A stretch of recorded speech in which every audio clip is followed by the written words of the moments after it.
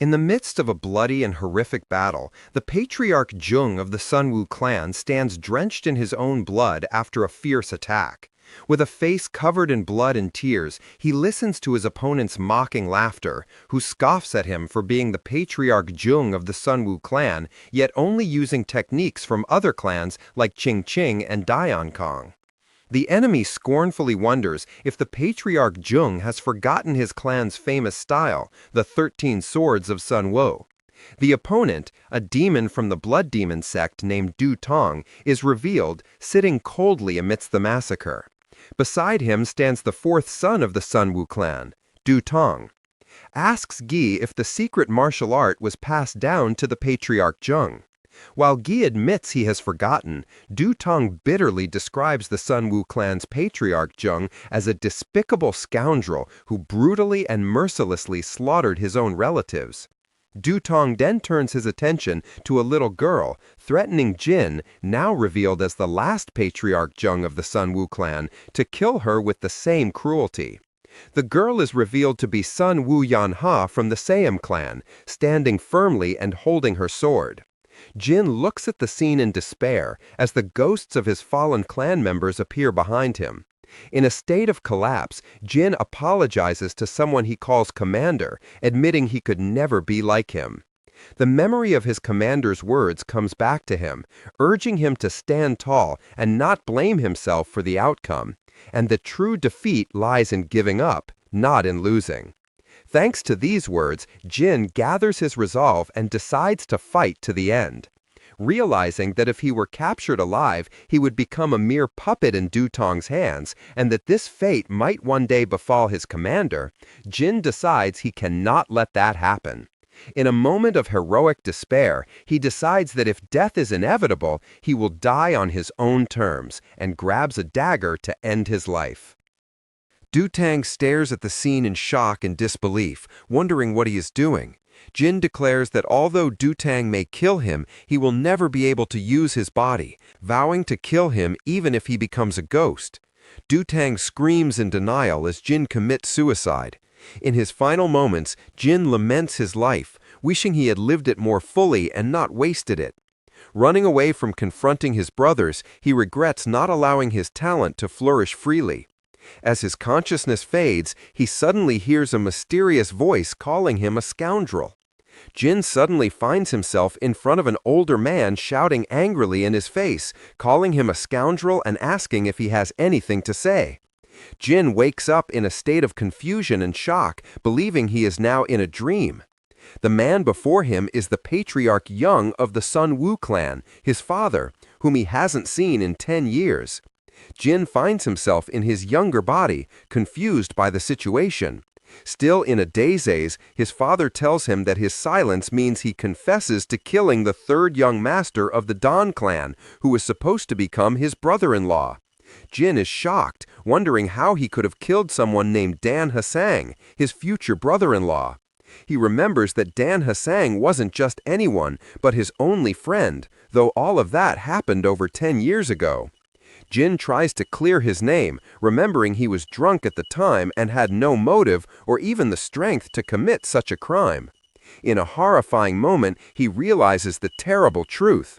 He has traveled back in time, specifically to the day he was falsely accused of murdering his friend. With his hands tied, Jin replies that he remembers nothing. His answer enrages his father, who shouts in his face and calls him a fool, asking if that's all he has to say. The father desperately wonders how he will face the patriarch Jung of the Don clan after this crime. While Jin's 3 brothers, Sun Woo Hyuk, and Gi, stand with smirks of satisfaction. The father threatens to kill Jin and send his corpse as appeasement, but the brothers suggest a crueler solution, sending him to the Dan clan alive but paralyzed so they can take their revenge and vent their anger on him. Jin, the 4th brother, makes another suggestion, sending Jin to the demonic front, pointing out that the alliance had requested someone from the clan's direct bloodline. Since Jin is doomed either way, sending him there would at least make him useful. The brothers immediately agree to this proposal, as it means none of them will have to go. It is explained that the demonic front is a border region established against the blood demon sect which has taken over the Yunnan province. 10 years ago, the War of Blood and Righteousness broke out between the sect and the Maram alliance.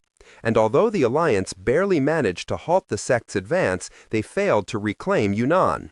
As a result, the demonic front was created and fighters were recruited to guard the border. Jin realizes to himself that this front has over time become a place where clan heirs are forcibly exiled. Although he would normally be considered too weak to be sent, this fabricated incident has given his brothers the perfect excuse to get rid of him. Jin deduces that this is the best possible scenario for his brothers, and that one of them must have set him up. Jin recalls that his father's decision to send him to the front is the same one he made in his previous life when he was 21, and that 2 people had visited him that night. His thoughts are interrupted by the arrival of a visitor, Sun Woo Yunha. She asks him worriedly how he is, and he replies that he is fine and asks about her. She says she is fine and assures him that she believes he is not the culprit. Jin remembers that in his past life, all he did was cry and thank her for her words. But this time, with his new awareness, he asks her why she is so certain of his innocence, which surprises her. Jin explains to her that her fiancé Dan Hasang was his only friend and he had no reason to kill him. He tells her they were drinking together face to face when he suddenly saw a sword that he wasn't holding plunged into his friend's back. Yan Ha is shocked and asks him why he didn't tell their father these details, to which he gives a shocking reply. Going to the front seemed like the best option. Jin explains his painful past to Yan Ha. After his mother's early death, he had to survive on his own without any family support. Although he was considered a genius due to his strong memory, he was forced to pretend to be an idiot to live. Over time, his true personality eroded due to this act, until he truly became a fool, a disgrace to the clan, who could do nothing but laugh foolishly when ridiculed. He lived like this for 21 years. He explains that in order to change, he must leave the clan and go to the front, where he hopes to meet his idol, Tempest Dragon, Sol Pong. As Yan Ha leaves, Jin notices that something is different this time. In the past, she had only comforted him. He wonders if her reaction has changed because he didn't cry in front of her this time. While lost in thought, he is surprised to see his father appear outside his cell. Jin realizes the change is not limited to his own behavior. His father's presence here at this time also seems different from his memory. He wonders anxiously if his change has begun to affect the entire course of events. Jin recalls that in his past life, when he begged his father to let him escape, the man did nothing but sigh and leave in silence. But in this new reality, his father surprises him with a direct question. Was he truly framed for the charge against him? Jin is stunned, wondering if his father overheard his conversation with Yunha and if there's a possibility he believed him. Even in his previous life, the father admits he always knew Jin was pretending to be a fool, but he never. The father asks for Jin's forgiveness, blaming himself for being a useless father who caused the ruin of his son's life. Jin stands bewildered by this transformation. He had always known his father as a passive person who never intervened to protect him from his brothers or their mothers. But he finds a justification for his father's past stance, realizing that the influence of his brothers' maternal families was so overwhelming that his father himself had to submit to them, and perhaps his distance was a form of mercy, especially since Jin had no support from his mother's side. The father asks his son if he has any requests. Jin seizes the opportunity and asks for permission to spend 1 day in the clan's archives. The father is surprised by this simple request. Jin explains that he is ashamed of his complete ignorance of his clan's martial arts and wants to learn at least a little before going to the front. But in truth, his plan was deeper. In his previous life, despite becoming Patriarch Jung, he didn't know any of the Sun Wu arts, forcing him to steal techniques from other clans. He now believes that if he can learn the 13 swords of Sun Wu, he will be able to build his strength much more quickly in this new life. The father doubts the possibility of mastering martial arts from a book in a single day, but Jin replies that it's better than nothing. The father agrees to his request, but adds a surprising condition. He tells Jin that training internal arts alone is dangerous, that he will teach him himself, and orders him to sit in the lotus position immediately. Jin complies with his father's order in a state of shock and confusion. The father begins to transfer his energy to his son, announcing he will pass on the primal infinity art to him, and starts reciting the verses for him to memorize. Jin realizes his father is teaching him the secret art that is only passed down to the patriarch Jung and his heir. Although this development should make him happy, Jin feels a strange and unsettling feeling as he receives this knowledge, wondering what this feeling is. Elsewhere, Jin's brothers protest vehemently against their father's decision to let that fool enter the archives, demanding he reconsider his decision. The father says that Jin dying uselessly on the front would tarnish the clan's name. The eldest brother tries to object, but the father silences them firmly, asserting that his decision is final. Jin appears, laughing secretly, thinking that one day in the archives won't change anything. But with a cunning and wicked smile, he thinks to himself that one day is more than enough to him for his plans. Inside the clan archive, Jin sets a clear goal for the day, not to master the martial arts, but to memorize everything in the archive by heart. Jin reveals why he was considered a genius in the past. He possesses a photographic memory that enabled him to survive in his previous life by copying his comrades' movements on the battlefield. He recalls that his commander later called this talent eidetic memory. Thanks to this ability, Jin is confident he can absorb everything in this library and vows to use this knowledge well. He decides to start by reviewing the primal infinity art he learned from his father, then move on to studying the clan's ultimate technique, the 13 Swords of Sun Wu. After a period of intense study, Jin collapses on the floor, completely exhausted, feeling like he's going to die from the strain. Although he managed to cram all the information into his head, he discovers he understood absolutely nothing of the complex 13 Swords of Sun Wu technique. He decides to go out for some fresh air, but falls onto the grass as soon as he steps outside, utterly exhausted, and considers. At that moment, his brothers approach him with a group of people, mocking him by saying, "A pig's nature never changes, as it just flops down wherever it pleases." A young lady in the group asks who he is, and the eldest brother replies that he is their shameful third brother. The brother continues his mockery, explaining to the lady that his father granted him a day to train before sending him to the demonic front tomorrow, but he is wasting his time sleeping, which surprises her. Jin got annoyed when he saw his brother speaking ill of him in front of the girls. The others try to convince the lady called Lady Joy not to pay attention to Jin, insisting that he is not worthy of her attention and is just someone going to the front to pay for his crime.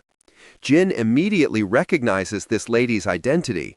She is Yel Seo from the Heavenly Grace Sword Summit, the sword genius who emerged from the Jockey clan. He recalls hearing that she was visiting martial families for training and deduces that this is why she is here. His fourth brother, Gi, approaches him with a sarcastic look. Jin responds in his usual foolish manner, saying it's impossible to change in one day and asking them to leave him alone. Gi ignores his words and throws a powerful punch at Jin, who instinctively raises his arm to block it. Gi is surprised that Jin successfully blocked his punch. Jin feels a sharp pain in his arm from blocking just one punch and realizes he desperately needs to improve his weak body's condition quickly. The other brothers burst out laughing at Gi, mocking that a pig blocked his punch and that Gi will become the new disgrace of the clan. After Jin leaves, Gi flares up in anger at this insult and rushes towards Jin with a series of rapid attacks. Jin is forced to block the successive blows, and as he does, he feels that the movements Gi is using for the attack seem incredibly familiar, even though he has never seen them before.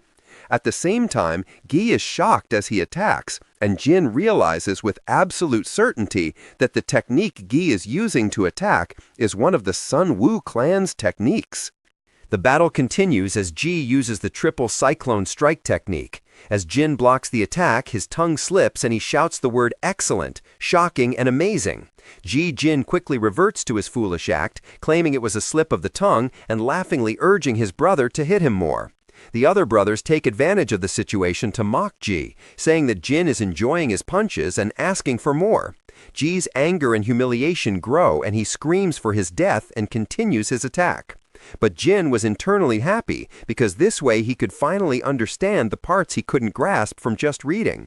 Realizing that these were the final movements of the techniques, Ji uses another move called the defense-shattering kick, a technique that combines punches and kicks to exploit weaknesses. However, Jin notices that his brother failed to execute it perfectly, leaving himself wide open. Jin seizes this opportunity and delivers a counterattack to Ji, who winces in severe pain. Then Jin falls to the ground exhausted due to his size. Sun Wang comments that the pig was lucky and moves to attack Jin with the others. Before they can attack, Yel So intervenes, calling their actions despicable and asking how they can attack their injured brother who can barely stand. The brothers immediately back off in confusion, making excuses that they were just checking on their brother's condition. Jin thinks to himself that he too was despicable for letting such fools control him for all those years. Everyone leaves the place, and as soon as they are gone, Jin collapses on the ground again from exhaustion.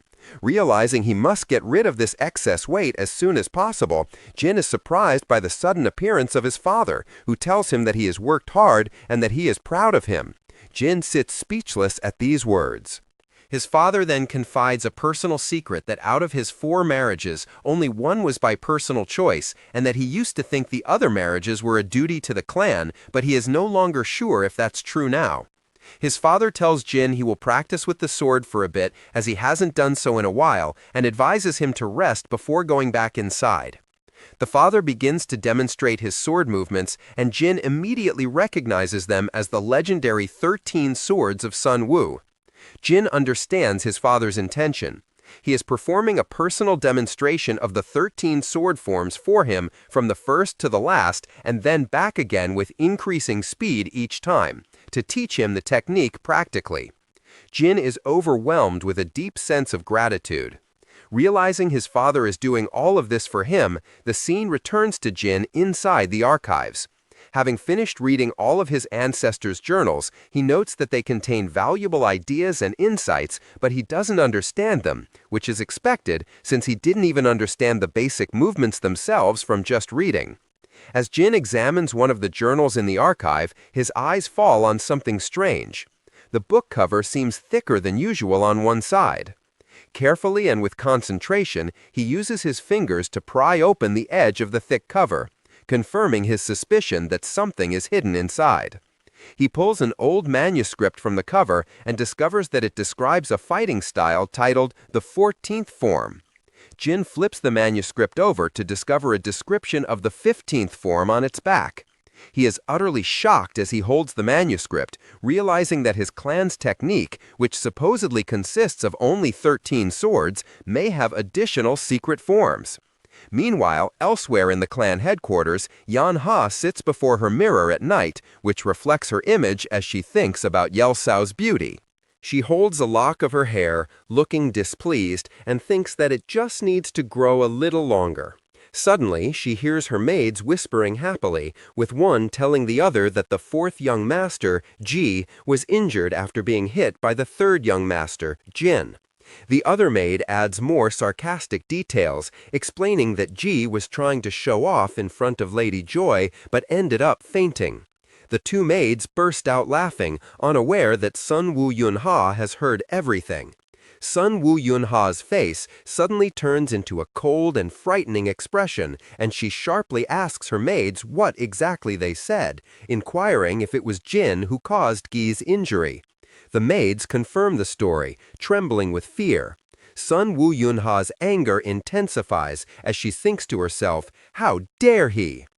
Later, Soy hands a document to her friend Changyan, telling her this is the information she requested about the 3rd young master and that she bought it from local information brokers. Changyan thanks her, and Soil replies that there's no need for thanks between friends. Soil asks about Chongyan's sudden interest in the fat young man, admitting she was shocked to see his body. She adds sarcastically that his eyes were barely visible under the layers of fat, to which Chongyan calmly replies that she saw him. Soil teases her, saying that Jin looks a bit like the teddy bear Chongyan cherishes, and asks if that's the reason for her interest in him. Chongyan denies it, explaining that the move Jin used to take down his brother was impressive and sparked her curiosity about his past. Soil expresses her doubt that it was just luck, but admits that Chongyan has always had a keen eye for discovering talent.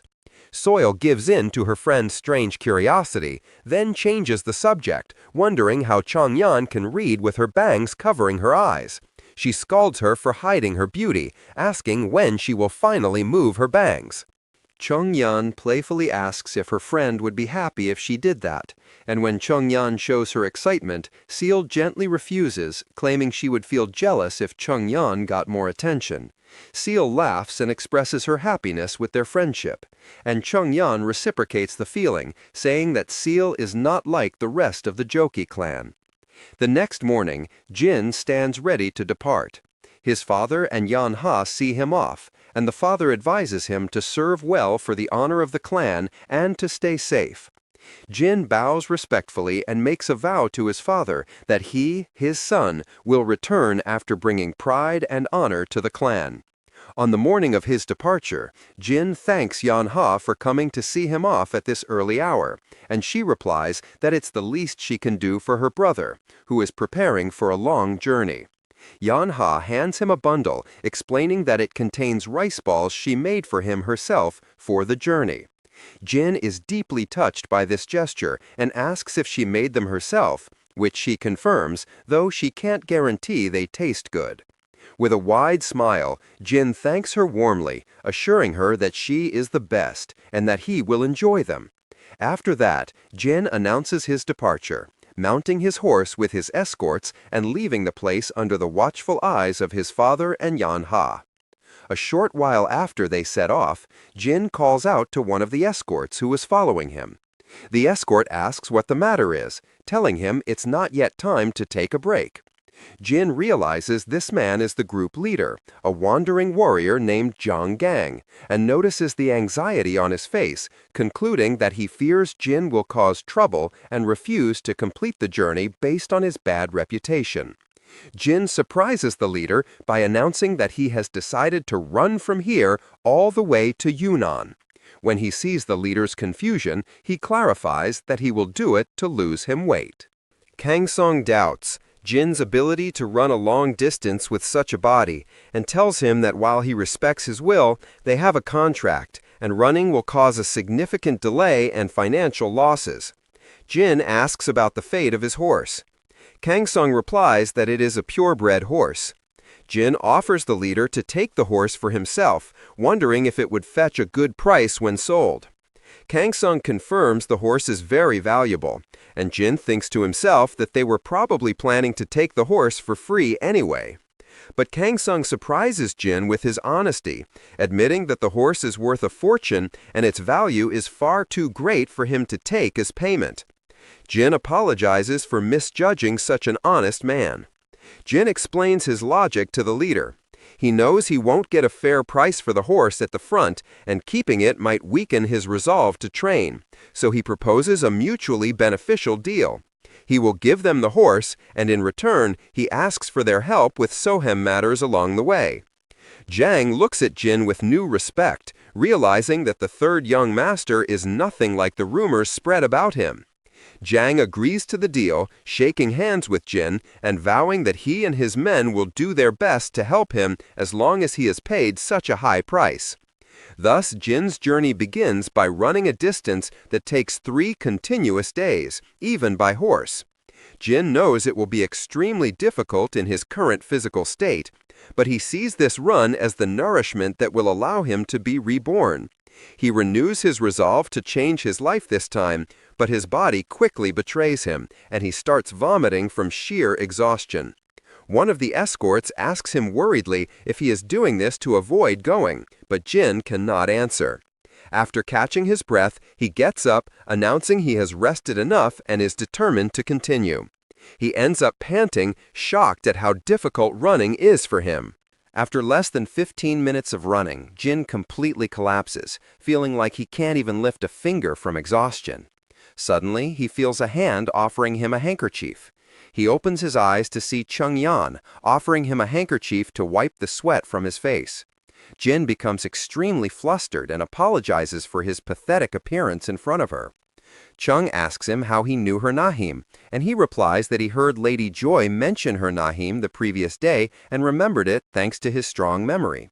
She tells him to keep the handkerchief as she has more. Jin takes the handkerchief, confused, as Chung-yan encourages him to keep up the hard work and tells him with a smile that she will be one of his supporters. After she leaves, the escorts gather around Jin in amazement, expressing their jealousy that he received a handkerchief from such a beautiful lady. Jin thinks to himself that, although her intention might not have been that, he can't deny that the gesture made him feel proud. Motivated by this encouragement, Jin gets up enthusiastically and calls for everyone to continue running. But shortly after, he vomits again from exhaustion. The escorts suggest they stop to eat before continuing. It occurred to the escorts that they would have to eat outdoors a lot from now on. They light a fire in the forest and sit down to eat. Jin asks to share their food, and the leader, Jang, asks him why he isn't eating the food his sister prepared for him. Jin replies with a laugh that she is not a skilled cook and what she made was inedible. The escorts burst into laughter, joking that whoever marries her is doomed. As they exchange jokes, Jin sinks into dark thoughts, realizing he is not destined to live peacefully with his family. He thinks about Yanha's actions, which were completely different from what he remembers, and how he had considered her his only family and cherished the looks of concern in her eyes in the past. But he now also remembers the unjustified looks of hatred and contempt he sometimes glimpsed in her eyes and had ignored. Jin realizes the bitter truth. Yanha hadn't changed. He was the one who was a fool in the past and failed to see her true nature. He concludes that she didn't really care about him and begins to suspect that she might be the one who killed Don Hassang. He feels sorrow because at the same time he understood his father's feelings and won one person to his side. He lost someone else he trusted. With renewed determination, Jin interrupts the escorts joking and asks to borrow a Dao sword. From that moment on, his journey turned into continuous training. He runs while on the move and trains during stops. Jin continues his arduous journey, turning it into a mobile training camp. He uses rest times to practice with the sword and the Dao, and reduces his sleep to refine his energy cultivation technique. As they get closer to the demonic front day by day, he couldn't afford to waste a single moment, for he knew that place was a true death trap, and he had to do his utmost if he wanted to survive. The leader, Zhang, notices this effort and tells Jin he has never in his life seen someone train with such obsession before. Zhang admits that at first he didn't expect Jin to last long, but now he feels ashamed of his preconceived judgment. Jin humbly replies that he is fighting desperately because he doesn't want to die. Suddenly, just as Jin was about to add something else, an arrow cuts through the air and hits the ground beside him, forcing him to duck quickly to avoid it. The escorts immediately draw their swords, wondering about the identity of the attacker who set this ambush for them. A group of bandits appears, and their leader scoffs at them for talking about honor. When they are about to die, the bandits surround the group and order them to throw down their weapons and surrender. Their leader, a huge man carrying a double-headed axe named Mak Gusum, steps forward and threatens to crush their skulls. Yang recognizes the bandit leader's Nahim with concern and whispers to Jin to escape on the horse if a fight breaks out because they won't be able to hold out for long. He knew that Masum was no ordinary bandit, but a true martial artist trained in authentic combat techniques. Jen, Makasum, agrees sarcastically, telling them the ransom is everything they own and orders them to strip naked and run away. As the bandits laugh, Yang insisted that Jin hurry up and mount his horse as there was no more time. Jin steps forward and shouts at them, declaring he is the third son of the Sunwoo clan and asks if they wish to be annihilated. Mak-gu scoffs at Jin's claim, and Jin shouted, challenging Mak-gu, asking if he dared to attack him, as if digging his own grave. Mak-gusum doubted his words, but Jin insisted he was from the Sunwoo clan and presents his clan emblem as proof. Makasum asks him to throw the emblem to him so he can verify it himself. Makasum ordered Jin to come closer, warning him that he would be beaten if he didn't. Jin agrees to throw the emblem after approaching him. And as the emblem flies through the air and Mak-gom catches it, the leader gets busy looking at the engraving on it. Taking advantage of this moment of distraction, Jin suddenly lunges forward and stabs the bandit leader. The bandit leader, Mak-gusum, screams in pain after being stabbed, and his men are shocked and confused. They shout that their leader has been ambushed and try to stop Jin. Quickly, Jin grabs a Dabo sword from one of the bandits and rushes towards them. Jin moves with surprising agility and grace, taking down several attackers who did not expect this sudden and skillful assault. Upon seeing Jin's unexpected prowess, the leader, Jen, yells at his men and orders them to attack and support the young master. The situation turns completely, and the panicked bandits begin to scream and flee, calling Jin a butcher. During the fight, Jin feels his body and spirit cohere alive, and a calm smile appears on his face, realizing that his entire being rejoices at returning to the familiar atmosphere of battle. The battle ends quickly, and Jin and his escort stand victorious amidst the bodies of the bandits. After the adrenaline subsides, Jin dramatically collapses to the ground, claiming he's going to die from exhaustion. The escorts look at him with astonishment and admiration, and Jang asks him if he is an immortal elder who has been reborn in a young man's body. Jin laughs and denies this idea, pointing out that someone with such power wouldn't collapse from exhaustion after such a short battle. Jang agrees with him, but adds that killing with such skill and without hesitation is not something a person of Jin's age can typically do. Also, seeing him lying comfortably amidst the corpses makes him think strange things. Jang also asks if he saw the sword aura, the sword ki emanating from his sword. But Jin dodges, claiming his internal energy is only equivalent to 20 years of training, and that what he saw were just after images resulting from the illusory 13 swords of Sunwoo technique. Jang praises the power of the noble clan sword arts and expresses his chagrin that at 40 years old he has only accumulated 20 years of internal energy. Jin asks him about the cultivation method he practices, and Kang-sung replies shyly that he practices the 6 harmonies technique, the only method he was able to obtain. Jin realizes this method is third-rate and can be easily found, but he admires Kang-sung's ability to achieve this level of energy using such a weak technique. Jin feels sympathy for Jang, whose efforts have not fully paid off because he couldn't find a suitable method, which reminds him of himself in the past when he had to copy and beg for techniques from others. The days of running and non-stop training continue until they finally reach the Yunnan province. After a journey that took 9 full days to celebrate their last night together, Jin invites his escorts for a drink at his expense. The escorts cheer for their young master's generosity and begin to talk about their future plans after this mission is over. During their celebration at the inn, one of the escorts talks about his desire to retire from the life of fighting for the sake of his wife and children. Young jokes with him, saying that wanderers shouldn't settle down, but their conversation is suddenly interrupted by an unexpected person entering the inn.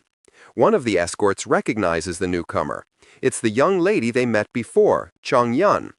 Jin is surprised to see her and hurries to greet her enthusiastically, expressing his amazement at meeting her here again. He invites her to join them at their table, but before he can finish his sentence, she has already sat down, which elicits a shy laugh from him. The leader, Zhang, welcomes her and offers to order food, but she tells them she will order later, then drops a bombshell, announcing that she plans to volunteer to go to the front. Jin is in complete shock, as are Jin's escorts, who were in the inn, who ask her with disapproval why she would want to go to such a dangerous place that even famous warriors avoid, especially since she is a woman going alone. When one of her escorts asks her the reason, she remains silent. Chung Yun suddenly changes the subject, turning to Jin and noting that he has lost a lot of weight. Jin laughs and says training and practice are the reason, and his escorts confirm that he has become very thin. The leader, Zhang, praises his tremendous efforts, adding that he even managed to skillfully defeat bandits on their way here. Another escort adds that after losing weight, Jin has become very handsome. After this conversation, Chung Yun excuses herself to step out for a moment. While the escorts encourage Jin to have his first cup, Jin happily accepts the offer. Outside, Chong Yin sighs and thinks that Jin is adorable. Her inner thoughts reveal that she finds his face strikingly similar to her cherished doll, Mandu. She remembers his spontaneous combat move and the past of his life she discovered, and admits that all of this sparked her curiosity. She thinks about his unrealistic endurance and his chubby form, and decides that she can't simply let him be killed by the demons of the blood sect. She reaches a strange conclusion, since she was the first to witness his hidden cuteness. It is her duty as a pioneer to protect him. Thus, her true reason for volunteering to go to the front is revealed. After Chung Yen decided that Jin no longer needed her protection and that she didn't want to worry his family, she decides to return the next day. But as she is about to leave, she hears a terrifying scream for help coming from nearby and rushes in the direction of the sound. Wondering about the source of the sound, she is suddenly attacked from the darkness by a huge person with a muscular build and long white hair. Chong Yen barely dodges the attack. Noticing that the attacker isn't thinking about defending himself at all, but is focused solely on attacking, she prepares to end the fight with a decisive blow and unleashes a series of rapid strikes with her sword. But she is shocked to see that her attack had no effect on the assailant. The attacker suddenly appears in front of her and delivers a powerful blow that knocks her to the ground, leaving her in a daze from his strength. The attacker stands over her with a crazed expression, and she initially thinks he is just a pervert. The man attacks her again, so she unleashes another more powerful sword technique, but once again it has no effect, which drives her to despair. In the midst of the battle, one of Jin's escorts arrives to help her. The escort rushes to attack the man from the front to protect her, but she screams, trying to stop him. The attacker stops the sword with his bare body with ease, and the escort was surprised when he realized his sword had shattered against the enemy's tough body. Then the assailant brutally kills the escort. While in a state of shock, she rushes at the attacker and tries to strike him from behind. However, the assailant easily caught her sword with his bare hands. Chung Yan felt fear after realizing she was facing a monster, not a human. Another person intervened at the right moment, delivering a blow that hit the attacker and pushed him away from her. Jin and the rest of his escorts arrive from the inn after hearing the commotion.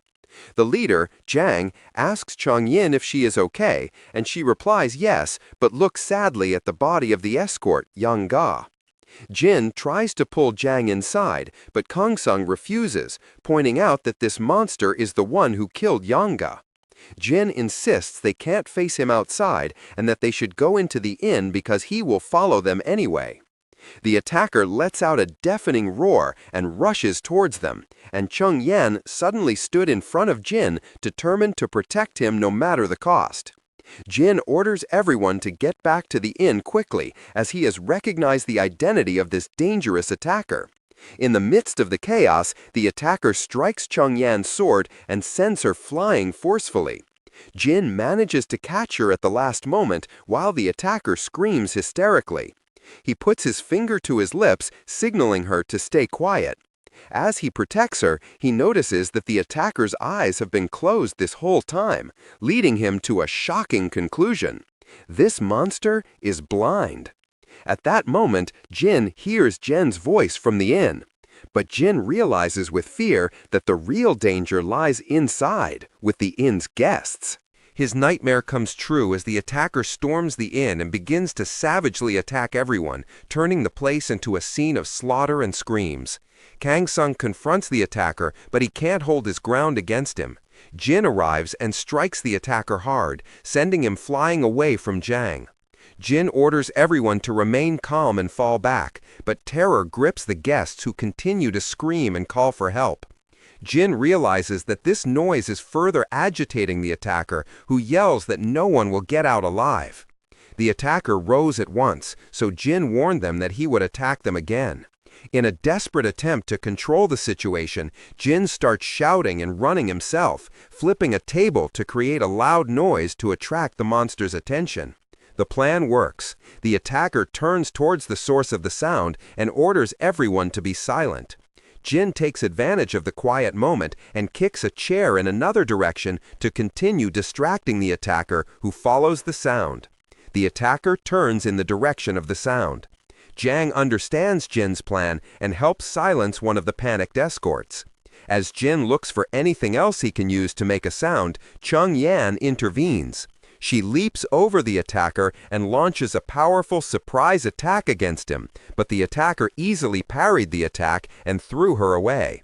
Then Chung Yan lands gracefully and rushes towards him once more.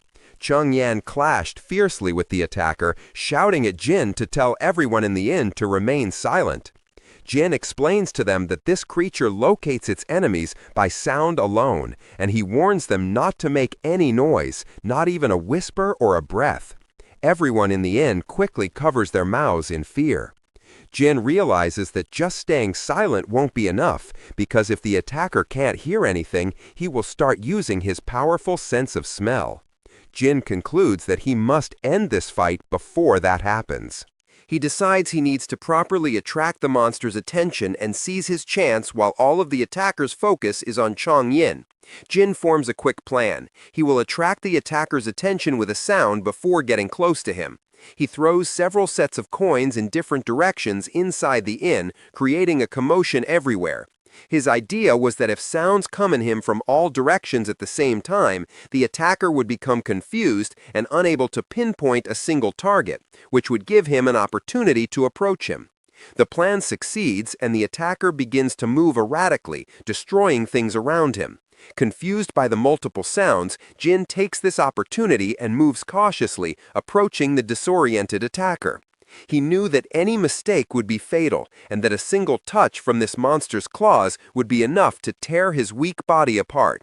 But just as he is about to make his next move, one of the bystanders lets out an involuntary hiccup from sheer terror. In an instant, the attacker stops and turns his head directly towards the source of the small sound, staring in Jin's direction with a frightening gaze. The story begins in a moment of sheer terror. The monster's ear twitches as it instantly hones in on a sudden noise, its massive body tensing. It slowly turns its head to face him, and the young warrior, Sanwoo Jin, freezes, his eyes wide with absolute dread. His heart pounds in his chest as he realizes his carefully laid plan has just gone horribly wrong. The creature leans in dangerously close, sniffing the air as it begins to use its nose to pinpoint his exact location. Frozen in place, the young warrior stares as the monster hovers over him, its stitched mouth mere inches from his face. Knowing his crucial mistake has put him in mortal danger, his heart races. The creature's eyes remain closed as it inhales deeply, relying entirely on scent to find its prey. Nearby, his escorts can only watch in horror, completely paralyzed with fear as the hulking figure looms over their young master. However, a young lady in the group refuses to stand by. Her expression hardens and she prepares to intervene. With a sudden burst of speed, she charges forward, her glowing blade aimed directly at the distracted monster. Realizing he is trapped with no escape, Sanwoo Jin knows he must act now or die. In a desperate life-or-death gamble, he moves his hands from the creature's neck to its face. He forcefully pries the monster's eyelids open, revealing its bloodshot, unseeing eyes in a sudden, jarring move. The creature lets out a deafening scream of pain and surprise, stunning the charging young lady who watches in disbelief. Seizing the opening, our hero drives his head forward, landing a brutal headbutt directly onto the monster's face. As it stumbles back, he climbs onto its shoulders and forces its mouth open, targeting its only true vulnerability. The young lady immediately understands his plan. The monster's outer body is impenetrable, but the inside of its mouth is not. Knowing this is their only chance, she tightens her grip on her sword, preparing to strike. A brilliant blue aura erupts around her as she channels all her energy into her blade for a decisive blow. She leaps high into the air, positioning herself directly above the restrained creature. With all her strength, she plunges her glowing sword straight down into the monster's open mouth. The blade pierces through its flesh, exiting from the back of its neck in a fatal strike. She struggles to hold the hilt, the sheer force of the impact jarring her body as the creature thrashes wildly. In a final, desperate act, the monster's hands reach up to grab the blade lodged deep within its throat. Seeing her struggle, San Wu Jin moves to her side, placing his hands over hers on the hilt of the embedded sword. With their combined strength, they both push down, driving the blade even deeper to finish the job. The monster's hand, which was frantically clinging to the blade, finally goes limp and thuds onto the floor. With the creature finally dead beneath them, the chaotic battle comes to an abrupt and silent end. They remain there for a moment, catching their breath in the aftermath of the intense fight. The surviving escorts can only watch, their faces a mixture of shock, relief, and awe. By the next morning, a serene light breaks over the distant mountains, signaling a new day. Two of the surviving escorts kneel on the ground, their heads bowed in grief for their fallen comrades. In the courtyard, the bodies of the dead are lined up, covered respectfully with white cloths. The three remaining guards stand by, their expressions somber as they mourn their loss. One of the escorts turns his head, noticing the young warrior approaching them. The man asks if he is leaving now, and the youth confirms, explaining he needs to hurry. The escort leader sincerely wishes him safe travels and the best of luck on his journey ahead. Shaking his hand, the young man returns the sentiment, wishing them health and success in their plans. He then mentions that he originally prepared 5 volumes of something, but will only be giving out 3. From within his robes, he produces a small stack of 3 bound books tied together. The escort leader is confused, but the youth explains it is a cultivation technique far better than their current one. His eyes widen in shock as he hears it is the legendary preservation heart method. The young man adds that he also included a few sword forms he knows, nodding they should help. Internally, our protagonist silently recalls that this valuable method was obtained for him by Seal Pong in his past life. He remembers how this technique allowed him to reach 60 years of internal Kai-in under a decade, a truly first-rate method. Stunned, the escort leader asks why he would do all this for them, and how they could ever repay such a great deed. The young man smiles, stating that since they fought for their lives together, it makes them friends, and the books are no longer of use to him anyway. Holding the books, the leader looks at him with deep gratitude and offers a sincere thank you on behalf of his men. Announcing that he must go, the youth turns to leave, explaining any more delay will cost him a full day of travel. He hopes they meet again as first-rate martial artists, and the escort leader vows to achieve that level and visit him to celebrate. As the two walk away from the inn, the 3 remaining guards watch them depart in respectful silence. While they walk, the young lady comments that he is a peculiar man, as she has never seen a martial artist give techniques to outsiders. He replies with a smile that it does not matter since the techniques are not secrets of the Sandu clan. His tone then turns serious as he asks if she truly intends to go to the front lines, warning her of the countless monsters and the extreme danger. She looks toward the mountains, saying she has thought about it and believes it is the right thing for her to do. She recalls the brutal fight from the night before, explaining that countless monsters like that exist at the front. This means people are fighting for their lives against such creatures at this very moment, a reality she cannot ignore by simply going home. She states firmly that she did not learn martial arts to live a sheltered life, and her father always taught her to stand proud. Turning to him, she asks if he views her as just a lady or as a fellow martial artist. Clenching his fist, he realizes he senses no hesitation in her words and that he had wrongly seen her as an immature girl. With a formal salute, he admits he has misjudged her profound conviction and offers his deepest apology. The young lady smiles, accepting his apology and nodding that he is a man who truly knows how to admit his mistakes. He returns the gesture with a faint smile, a moment of mutual respect passing between the 2 warriors. They finally arrive at their destination, the Great Bloomin' Cult battlefield in Yunnan, a place known as Jianglang. The scene shifts to a dense forest where a man gasps in pain as a blade pierces his stomach from behind, held by a sinister, smiling attacker. A woman cries out as she is taken hostage, seeing her companion dead on the ground while a cultist mocks the fallen man. It is a full-scale ambush by the Blood Demon cult's 7 misfortunes, who emerge from the trees to surround their prey. The leader, G-Mac, holds a woman captive, sneering as he asks if the dead man was her lover, promising she will soon forget him. His brother, Gwajil, grabs another woman, crudely commenting on her appearance before G-Mac tells him to focus. Amidst the chaos, a bright red flare shoots into the sky, a desperate signal for reinforcements launched by a fleeing woman in the distance. One cult member spots the signal, warning his comrades that they will be facing trouble soon. Their leader orders them to capture one more woman before they retreat, and the group leaps down from the trees to attack. On the ground, a squad of female warriors quickly forms a defensive formation, their swords drawn and ready for battle. A cultist attacks with a powerful scythe swing, which is met by a warrior's blade in a shower of sparks. The women fight hard, telling each other to hang on because their squad leader will be there soon. One of the warriors struggles, her sword straining to block the heavy curved blade of an enemy's weapon. G-Mac laughs, mocking their efforts as he asks if they really think their meager defense is enough to stop him. The female warriors are heavily outnumbered, parrying attacks from all sides as the cultists press their assault. The woman leading the defense breathes heavily, her face showing the immense strain of the desperate battle. Suddenly, the cult leader's mocking expression vanishes as he looks up, sensing a new presence. A lone figure soars through the air high above the forest canopy, heading directly for the battlefield. This is Meiuji, the fourth squad leader of the 13 soaring dragon corps known as the Dying Kang Hawk. The embattled warriors see him arrive, their faces lighting up with relief as they joyfully shout that their squad leader is here. The cult leader panics at the squad leader's arrival, but quickly orders his men to handle the others while he fights the newcomer. Wielding his twin scythes, the man confidently prepares to face the formidable Dying Kang Hawk alone. The squad leader descends with incredible speed, unleashing a powerful attack that the cultist barely manages to evade. Meiuji watches as his purple energy narrowly misses its target, his gaze remaining fixed on his opponent. Their weapons finally meet in a deafening clash, the impact sending a powerful shockwave through the air. The cultist is visibly surprised, his face contorting from the sheer force behind the squad leader's strike. With another swift and powerful swing, the hawk sends his opponent flying backward, crashing hard onto the ground. The man digs his scythes into the earth to stop his momentum, quickly regaining his footing for the next exchange. Just then, one of his subordinates cries out, warning him that another powerful opponent has arrived on the scene.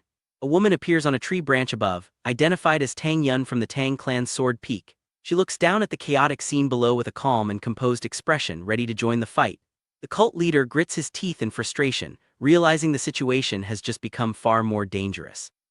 Taking advantage of the momentary distraction, the squad leader lunges forward to press his attack. Their blades clash once more, locking the two warriors in a fierce high-speed duel. The Dying Kang Hawk's expression is one of pure focus as he continues his relentless assault. Their fight is a blur of motion, with steel and energy clashing repeatedly across the battlefield. The cult leader grabs a hostage, ordering his brother to capture their main target and retreat while he holds the line. Following their leader's command, the remaining cultists leap toward the woman from the Tang clan. She watches them approach with an unfazed expression, seemingly unimpressed by their numbers. But instead of fighting, she gracefully leaps away into the trees, forcing them to give chase. She leads the cultists on a chase through the forest, drawing them deeper into the winding path. A confident smirk plays on her lips, revealing that this retreat is all part of a larger plan.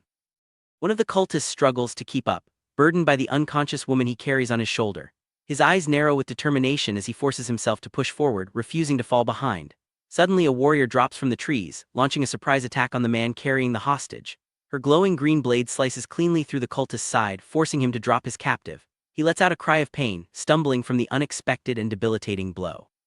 The warrior catches her fallen comrade, reassuring her that she will unlock her Kai flow soon. The cult leader is stunned, recognizing another powerful opponent, the Dying Kang dragon Saguno. As more warriors descend from the sky, he screams in fury, realizing they have walked right into a trap. The woman from the Tang clan mockingly asks if the foolish demonic leaders have only just noticed. She immediately engages another cultist, her sword clashing against his scythe with incredible force. The wounded leader curses at her, while his subordinate warns him to look up at the new arrivals. They watch in horror as their men on the path below are completely surrounded by the dragon corpse. A calm and imposing figure appears among them, the 13th Soaring Dragon Corps captain, Fun Yang. The captain attacks without hesitation, unleashing a massive, overwhelming wave of red energy from his sword. The cultist brother screams the captain's name in terror as the powerful attack engulfs him completely. Elsewhere, the vice squad leader lands safely on a tree branch, having rescued her fellow warrior. She looks down at the battlefield where the cultists are being systematically taken down by her allies. Captain Funyang stands poised, his single powerful strike having turned the tide of the entire battle. Another warrior effortlessly cuts through the demonic cultists, his blade glowing with a brilliant golden energy. He is Han Jose, the first squad leader, who dryly comments that they woke him from a pleasant dream. The cult leader's face drains of color as he recognizes the legendary Azure Gust Sword Dragon. His brother urges him to run, and the leader reluctantly retreats, vowing that he will not forget this defeat. But Saguno appears in their path, coldly informing them that they are not going anywhere and will meet their end here. The cult leader desperately tries to escape as the dying Kang dragon leaps through the air to intercept him. Saguno's blade slashes the man's arm, but the wounded leader grits his teeth and continues to flee, screaming threats. The remaining members of the Seven Misfortunes follow their leader, disappearing into the dense forest. In the quiet aftermath, Captain Funyang stands beside Han Jose as the sound of sobbing fills the air. A warrior weeps over the body of his fallen comrade, crying out his name in grief and begging him to wake up. At that moment, squad leader Meiyuji arrives with another man asking what has happened. Without warning, he grabs the newcomer by the collar, furiously demanding to know why Seal Pong arrived so late.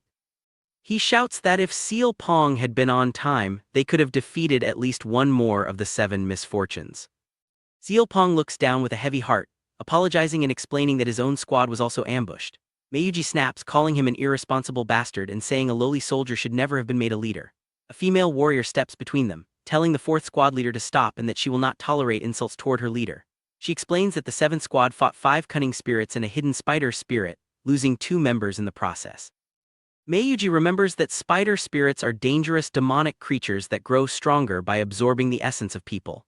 The vice squad leader reminds him that such creatures must be slain immediately upon discovery, a fact he is well aware of. He scoffs dismissively but falls silent, the tension between him and the exhausted Seal Pong remaining thick in the air. The vice leader angrily confronts Meiyuji, demanding that he immediately apologize to her squad leader.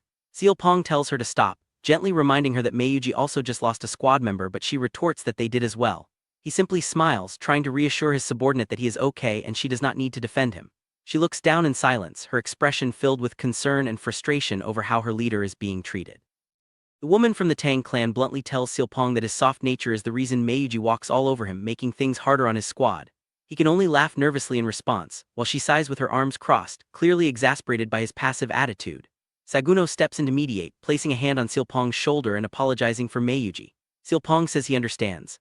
Han Jose turns to the captain, asking if the new recruits are supposed to arrive that day. The captain walks away, stating it will take time for them to be useful, but their arrival is a relief nonetheless. Meanwhile, the young warrior from the inn finally arrives, silently hoping the new recruits will manage to survive for a while. The story moves to the Yanni Blood Demon Cult Front Second Headquarters, a large and imposing structure under a clear sky. Inside, an official leads a small group into a waiting room, informing them that the vice commander will arrive soon. A lone girl waits separately. A young man with long hair, our protagonist, observes the girl, thinking she must be the last person to enlist. He muses that some things never change. His companion addresses him as young master, asking if the 13th squad is so young because all the veteran warriors have died. The young master confirms this seems to be the case, adding that the entire Flying Dragon Corps is getting younger, not just the 13th squad. He recalls from a past life that the 13th squad was always the youngest, with only its commander and vice commander being older warriors. His companion is shocked by this, realizing the squad is mostly filled with young people who are forcibly conscripted. At that moment, the girl who is waiting alone approaches them, asking why veteran warriors do not volunteer to join. The young master explains it's because there is no fame or profit to be gained, a concept that seems to confuse the girl. He elaborates that events on the front lines are kept secret, achievements and deaths go unrecognized, leaving only danger without honor. Their conversation is suddenly cut short when an older man clears his throat to get their attention. The man introduces himself as Hyen Bo, the vice commander of the 13th squad of the Flying Dragon Corps. He confidently assumes they have heard of him, while the young master silently thinks it is good to see the man and decides to play along. However, the young master's female companion bluntly says she has never heard of him and asks if he was famous. The vice commander dismisses her, claiming many masters are forgotten due to secrecy oaths and that she simply lacks knowledge. The girl continues to press him, saying she knows most peak-level masters and directly asking if he is one of them.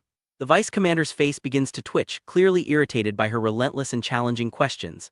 Nearby, the young master tries to hide his laughter, thinking she has hit the man's weak spot. The older man clenches his fist in frustration. Annoyed, the vice commander quickly changes the subject, stating they must hurry to assign squads and gather the captains. He then unrolls a scroll and begins to read, calling out the first name, Sanwoo Jin, the third son of the Soundwoo family.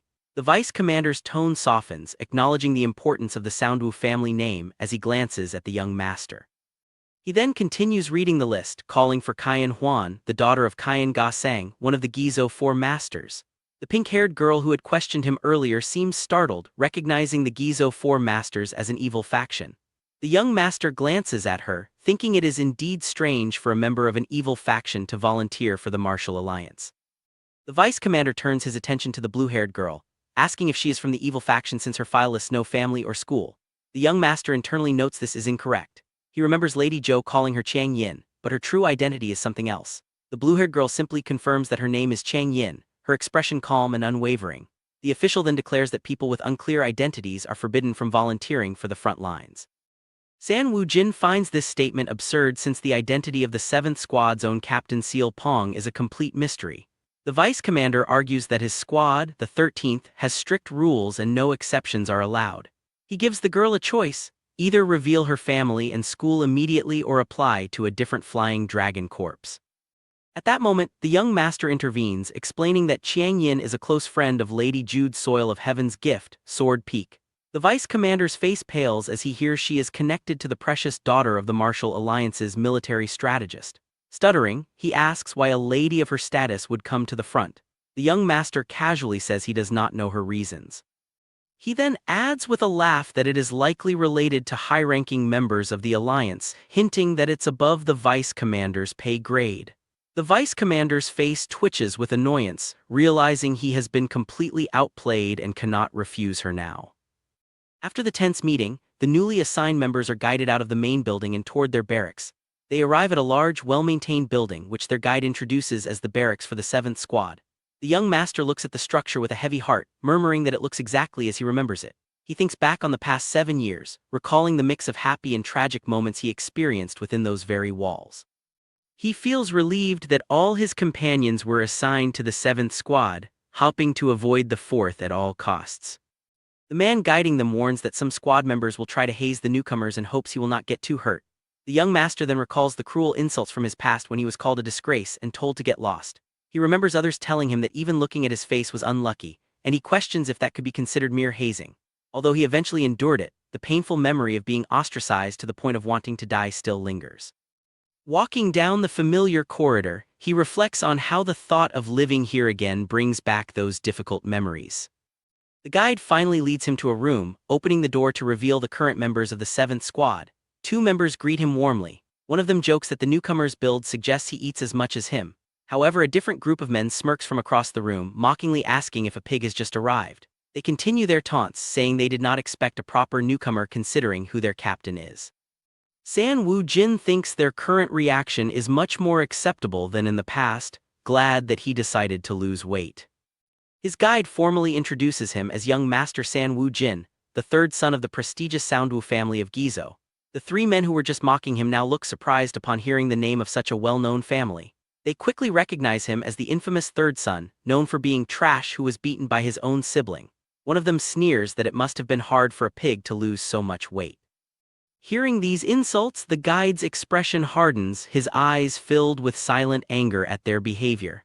The 2 friendlier squad members also appear tense and shocked by the cruelty of their squadmates' words. But despite the harsh taunts, the young master simply smiles, completely unfazed by their attempts to provoke him. He calmly approaches the leader of the bullies, greets him by his full name, Hamu Jin, and extends his hand. The bully is stunned that the newcomer knows who he is. San Wu Jin confirms it and immediately challenges him to a fight.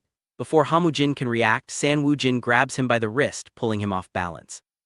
Without hesitation, he lands a powerful punch directly into the bully's stomach, the force of the blow echoing through the room. The impact sends Hamu Jin flying backward, but the young warrior maintains his grip, refusing to let go. Twisting his opponent's wrist, he uses the man's momentum to swing him around in a wide arc. He spins Hamu Jin through the air with incredible speed and strength, showcasing his surprising power. The young master then slams the bully headfirst into the wooden wall, the impact cracking the surface. Hamu Jin collapses to the floor, his eyes rolling back in his head, completely knocked out from the sudden and brutal attack. One of his stunned friends nervously asks San Wu Jin what he is doing, terrified by the display of violence. The young master just smiles, asking what he is doing and reminding the man that they were the ones who called him trash. Enraged, the other bully clenches his fists and calls the young man a bastard, ready to retaliate. San Wu Jin simply stares back, thinking this should be enough of an example. He considers beating up the other bullies too. Suddenly, the sound of footsteps interrupts the tense standoff, drawing everyone's attention to the doorway. A new figure enters the room, and the young master immediately recognizes the voice of the newcomer. A smile spreads across his face as he realizes the real boss of the squad has finally appeared. A man with green hair and a stern expression stands in the doorway, demanding to know what is going on. He looks down at the newcomer and the unconscious man on the floor, his gaze sharp and questioning. The green-haired man repeats his question, his voice calm but firm, clearly in a position of authority. San Woo Jin maintains his cheerful demeanor, inwardly acknowledging that the situation has just escalated. He greets the newcomer as senior, introduces himself, and explains that he has just joined the 7th squad. He cheerfully explains that they called him a pig and trash, so he simply returned their friendliness in kind. The green-haired man introduces himself as Jut Jaeang of the Point Spear sect, his tone serious and unamused. The young master realizes that just as he expected, Jut Jaeang is not picking a fight due to his pride in his sect. He knows that Jut Jaeang, also known as the Point Spear Sword Viper, is a disciple from one of the 9 great sects. However, this pride also made him a toxic presence in the squad. Unable to accept being under an unknown captain and always causing trouble, San Woo Jin clenches his fist. Remembering his first love who died because of this man, he vows it will not happen again. For now, he knows he is too weak to handle Jut Jaeang, who is likely at a mid-first-rate martial level.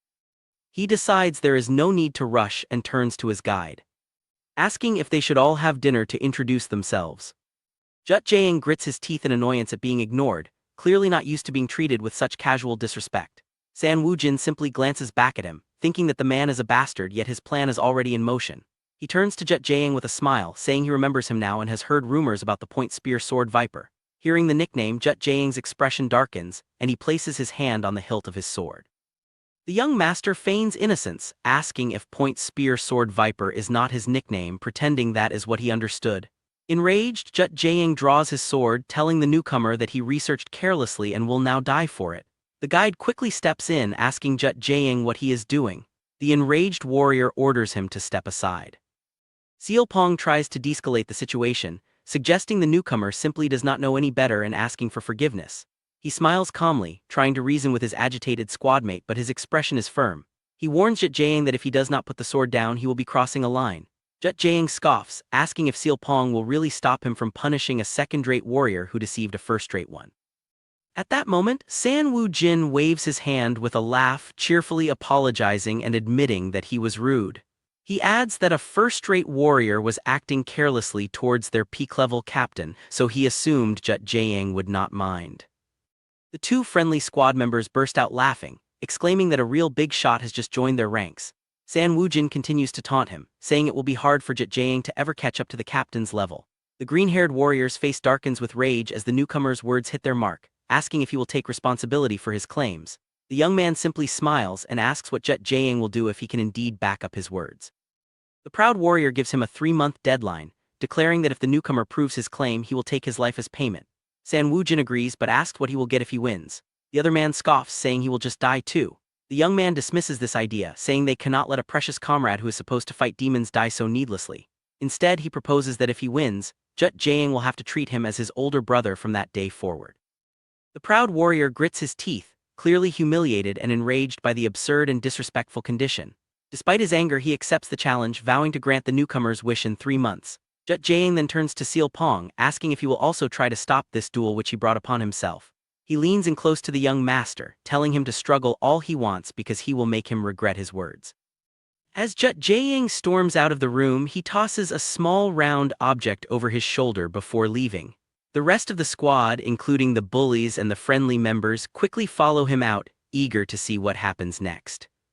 The 2 men who initially welcomed the newcomer laugh, saying how refreshing it is to see someone stand up to Jut Jaeang. San Woo Jin knows that Baisa Young is a disciple of a secret sect that fell due to a past tragedy involving Jut Jaeang's sect. The other man laughs, saying he liked the newcomer from the moment he saw him and felt they would get along well. San Woo Jin is surrounded by Baisa Young and Beige Jang Guan, remembering them as the close friends who died saving him in his past life, tears well in his eyes, and he makes a silent vow that in this life he will absolutely not let them die. Seal Pong approaches, asking if he will be alright and warning him that Jut Jaeang is not to be taken lightly. The young master just smiles and asks the captain to train him, declaring that he is prepared to be worked to death. He adds that since he is just a squad member now, the older captain should feel free to speak comfortably with him. The captain agrees with a smirk, warning the young man that since he asked for it, he will be worked until he wishes he were dead. Baisa Young warns him that he does not know what he is asking for, explaining that the captain's training is for peak-level masters. The young man smiles, thinking that he has already done it before. This time he plans to share the good thing with his friends. He then turns to Baisa Young and playfully questions his confidence, saying he seemed like a real man at first glance. Provoked, Baisa Young shouts that there is no way he lacks confidence, claiming to be sure of himself in everything. He strikes a confident pose and declares that he will gladly join the training to prove his words. The muscular man, Beige Jiang Guan, laughs and says he would like to join too, but he already has a grand dream of his own. He explains his goal is to crush demons with external martial arts trained to the extreme, leaving no time for other pursuits. San Wu Jin's eyes light up with excitement, and he asks the senior if he could teach him those amazing external martial arts. The big man is caught off guard, blushing as he stammers and asks if the newcomer is serious about learning from him. Xiao Pong reminds him that during the squad selection, San Wu Jin mentioned wanting to see whose skin was harder, his or a demon's. Hearing this, Beige Jiang Guan gets even more excited. The young master leans in, admitting it was a lie, but he does have a goal. He enthusiastically describes his dream of flying like a cannonball with a hardened body to body slam and shatter demons. Beige Jiang Guan looks mesmerized, imagining himself flying through the air to smash demons into pieces with his body. The young master continues, saying that if he could achieve that, people would give him cool nicknames like Iron God Matir. Beige Jiang Guan repeats the names to himself, his eyes wide with excitement and a blush spreading across his face. San Wu Jin smiles to himself, knowing his friend is completely hooked on the idea. Now a simple but effective trap. The following day, the training begins deep within a lush green forest. Captain Xiao Pong leads the small group of new recruits, including the young master and his two friends, along a winding path. Baisa Young, wearing a weighted vest, proudly declares that this level of training is nothing for a disciple of his sect. Standing beside him, San Wu Jin thinks that since he has already experienced this training, it should be a piece of cake. He confidently leaps onto a tree branch, telling his friends it is nothing much and that he will go on ahead. However, as soon as his foot touches the branch, it snaps under his weight and he lets out a cry of surprise. Beige Jiang Guan, perched on a branch above, calls out in concern, asking if his new friend is all right. The young master crashes to the forest floor, landing hard on his back with the broken branch on top of him. Lying on the ground, he realizes with a groan that he did this training in his past life only after he had lost weight. A month passes and the early morning light filters through the dense canopy of the forest. A hand covered in dirt and trembling with exhaustion grips the edge of a deep pit. Baisa Young hauls himself out, looking completely drained and worn out from the grueling training. It is revealed that in the past, after fleeing his fallen sect, he found himself in the same squad as a disciple from the Point Spear sect. The chief disciple of a secret sect was now in the same group as someone from the sect that caused his own downfall. He had not expected much when he revealed his origins. Knowing it would be hard for a second-rate warrior to get an apology, he had hoped for at least some sign of guilt. But Jiang simply asked him, "So what?" The arrogant disciple then mocked him, asking if he was proud that his sect's elders died from their own greedy ambitions.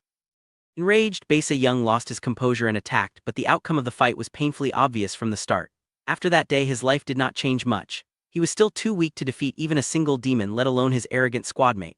With his sect's internal cultivation method lost, he was left with no way to grow stronger. He felt powerless in an unfair world, his hands scarred from useless effort. But he refused to be pitied as a weakling. He drifted along without a goal, just another face in the squad. Until one day, everything changed. A seemingly crazy guy, San Wu Jin, joined the 7th squad with a wide, confident smile. This newcomer, who was only at a second-rate level and did not look like a martial artist, clashed with Jiang from day one. For some reason, this seemingly insane behavior was incredibly refreshing to the jaded Baisa Young. He ended up falling for the newcomer's provocation, pretending to be annoyed while secretly eager to join the intense training. But the very next day, lying exhausted on the ground, he realized he had made a huge mistake and was going to die. He groans in regret, thinking that if he had just kept his mouth shut, he would not be suffering like this. Meanwhile, Captain Xiao Pong effortlessly leaps through the treetops, his movements light and swift despite the weighted vest. Baisa Young grits his teeth, frustrated that after a month he can still barely keep up with the captain's pace. He pushes himself to his feet, determined not to give up, no matter how much it hurts. A cheerful voice calls out to him, breaking his concentration and making him look up in surprise. San Wu Jin, somehow full of energy, playfully asks if he is already frustrated after just a short time. He then laughs and says that at this rate, Baisa Young might catch up to him soon, a clear taunt. The exhausted disciple glares at him, thinking he absolutely cannot lose to this guy who is at the same level but carrying more weight. He's even more frustrated that the newcomer is learning his sect's secret movement technique so quickly. Just 3 days after the training started, San Wu Jin had approached him asking for help. In exchange, he had offered to teach him an internal cultivation method, recognizing the value of the secret movement technique. Fueled by this newfound rivalry, he pushes off the branch with renewed determination. He vows that he will not lose to that bastard, his eyes blazing with competitive fire. The squad's daily routine is intense. After the dawn sprint, they practice energy circulation, breath regulation, and weapons training. After their meal, the three men gather to practice external martial arts, pushing their bodies to the limit. In the evenings, the squad members take turns sparring with each other, honing their combat skills in friendly matches. The next day, the grueling cycle repeats, leaving them utterly exhausted but growing stronger. After another day of training, San Wu Jin and Beijing Guan return, greeted by the captain, who notes their late arrival. A female squad member praises the young master, saying he is amazing for being better than he was yesterday. He laughs it off, saying it is nothing compared to the captain's strength, humbly deflecting the compliment. He then recalls young Lady Nasou from his past life, who warmly embraced him when everyone else called him a pig. That was when he fell in love with her, even though he could never confess his feelings or prevent her tragic death. He clears his throat, pleased that everything is going smoothly.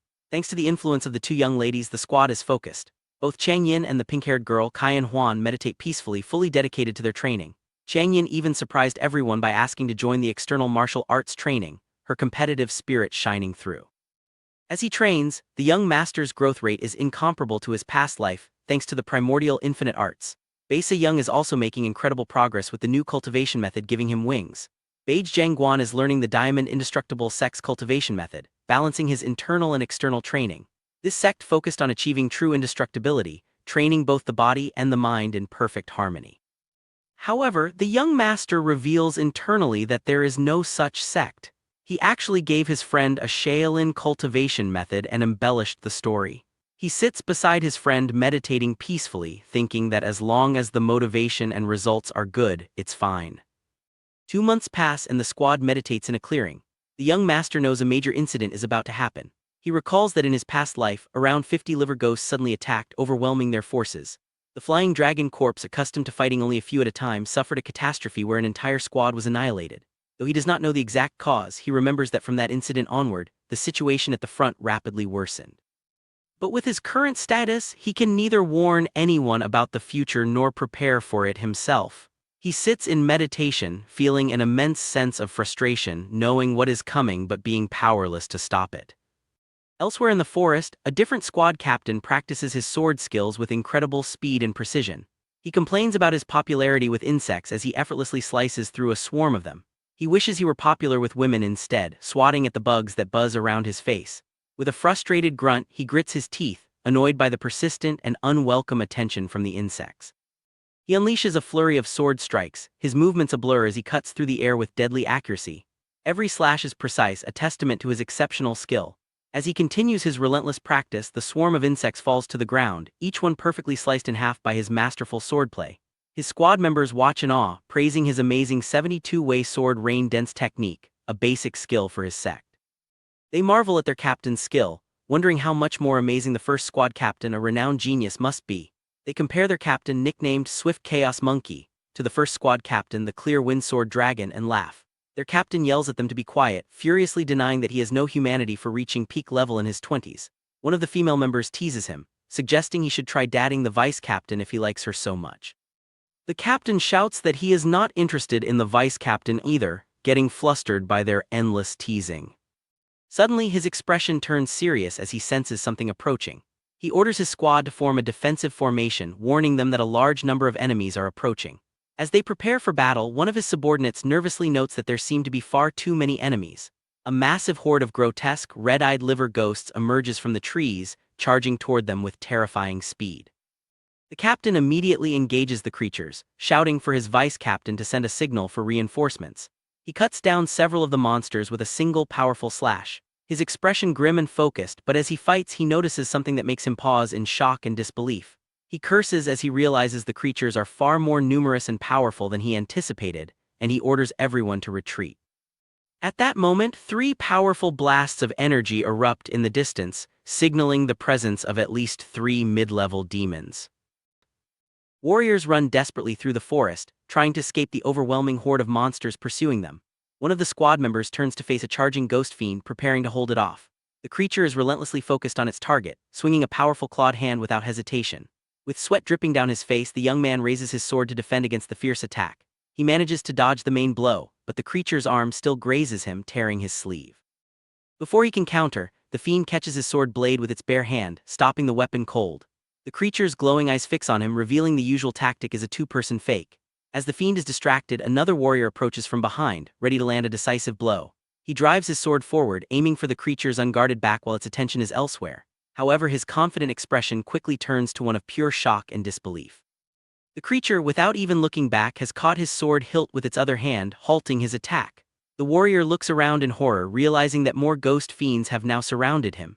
This is the first time the 6th squad has ever faced such a large number of these monsters. The standard tactics are failing, forcing each member to fight 2 or more ghost fiends alone. The captain shouts in frustration as the chaos spreads, his comrades being quickly overwhelmed. The squad's formation breaks completely, and cries for help echo through the dark woods. The creatures are brutal and efficient, falling upon any warrior who gets separated from the group. The captain desperately yells for his men to pull themselves together and hold their ground. His face is tense with grim determination as he tries to prevent the complete annihilation of his squad. As he focuses on the enemies in front, another fiend with glowing eyes lunges at him from behind. The creature's face contorts into a twisted grin as it closes in for the final blow. The captain looks back in shock, realizing his mistake too late as the monster attacks. He manages to block with his sword, but the battlefield is grim. With his comrades being overrun, letting his sword fall from his grasp, he decides to rely on his fists instead. He pivots and throws a powerful punch, striking the creature squarely in the face. With fierce determination, he continues his assault, ignoring the other monsters around him.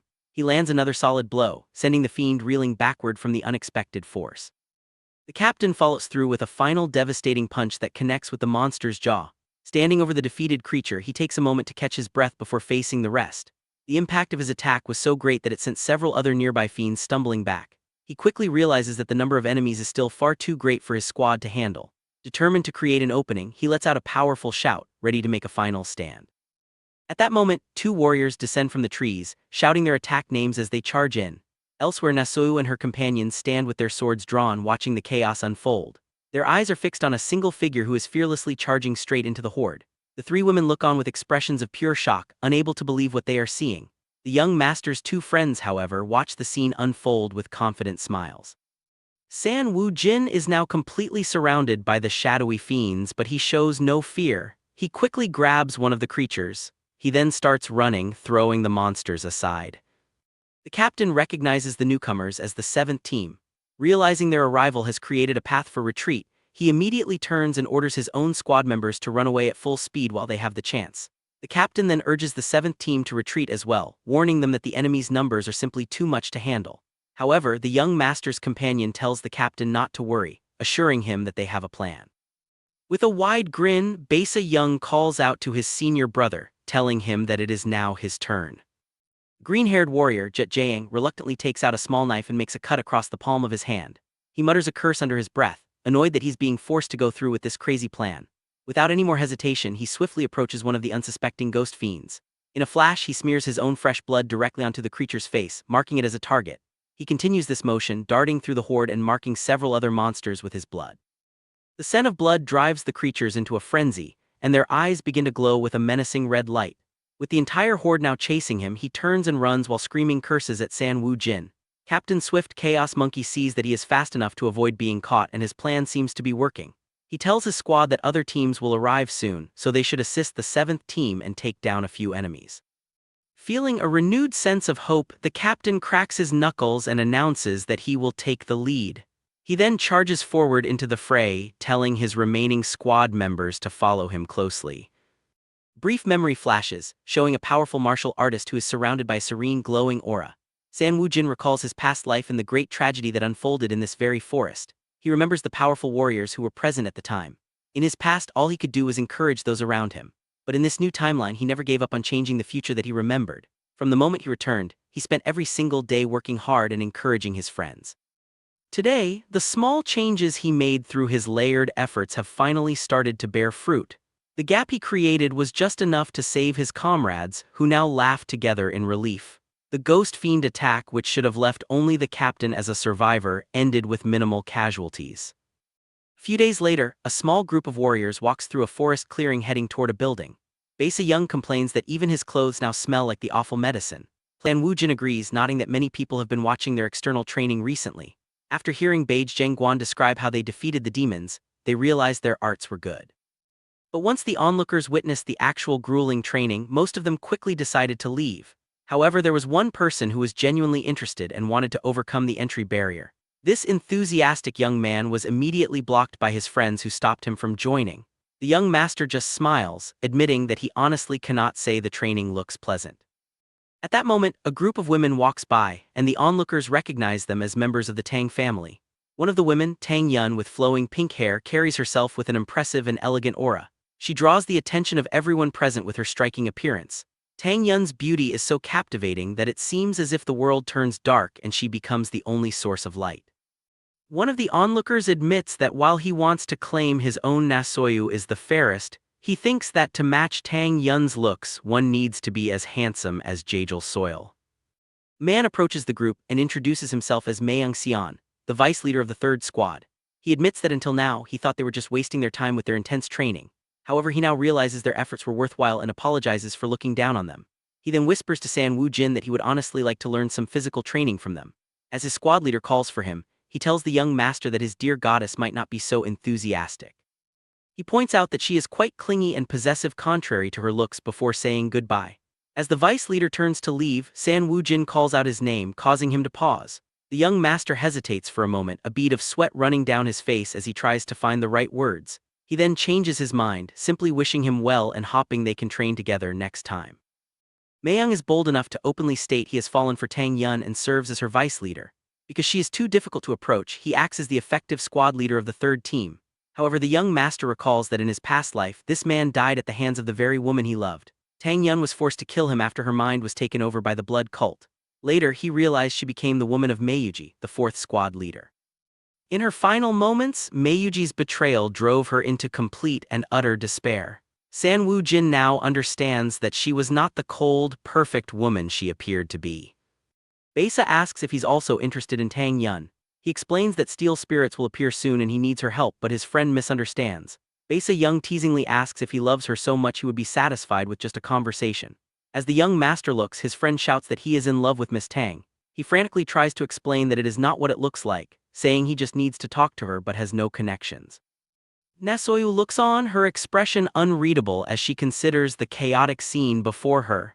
The young master grits his teeth in frustration, realizing he has been completely misunderstood.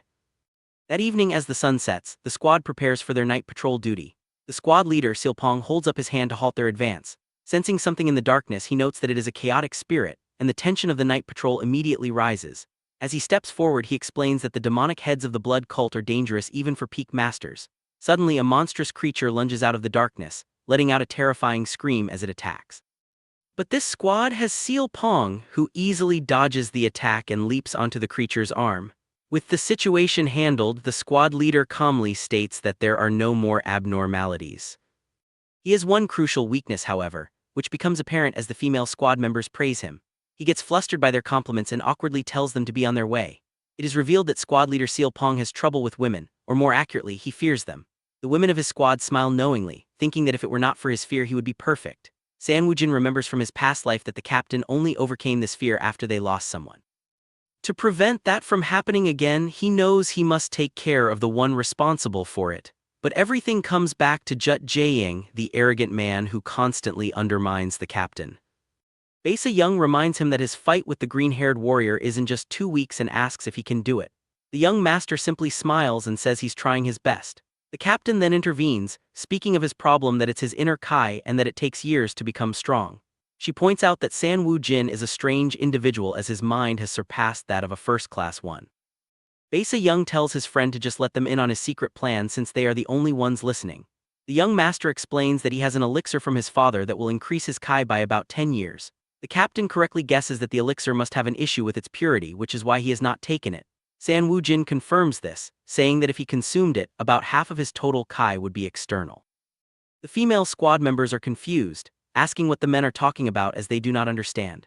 Chang Yin explains that if the external Kai in elixirs exceeds half the total, Kai deviation is more likely to occur. The young master clarifies that this is why he has been pushing back taking the elixir until the last moment. His original plan was to first gain pure Kai using his primordial arts and then take the elixir safely.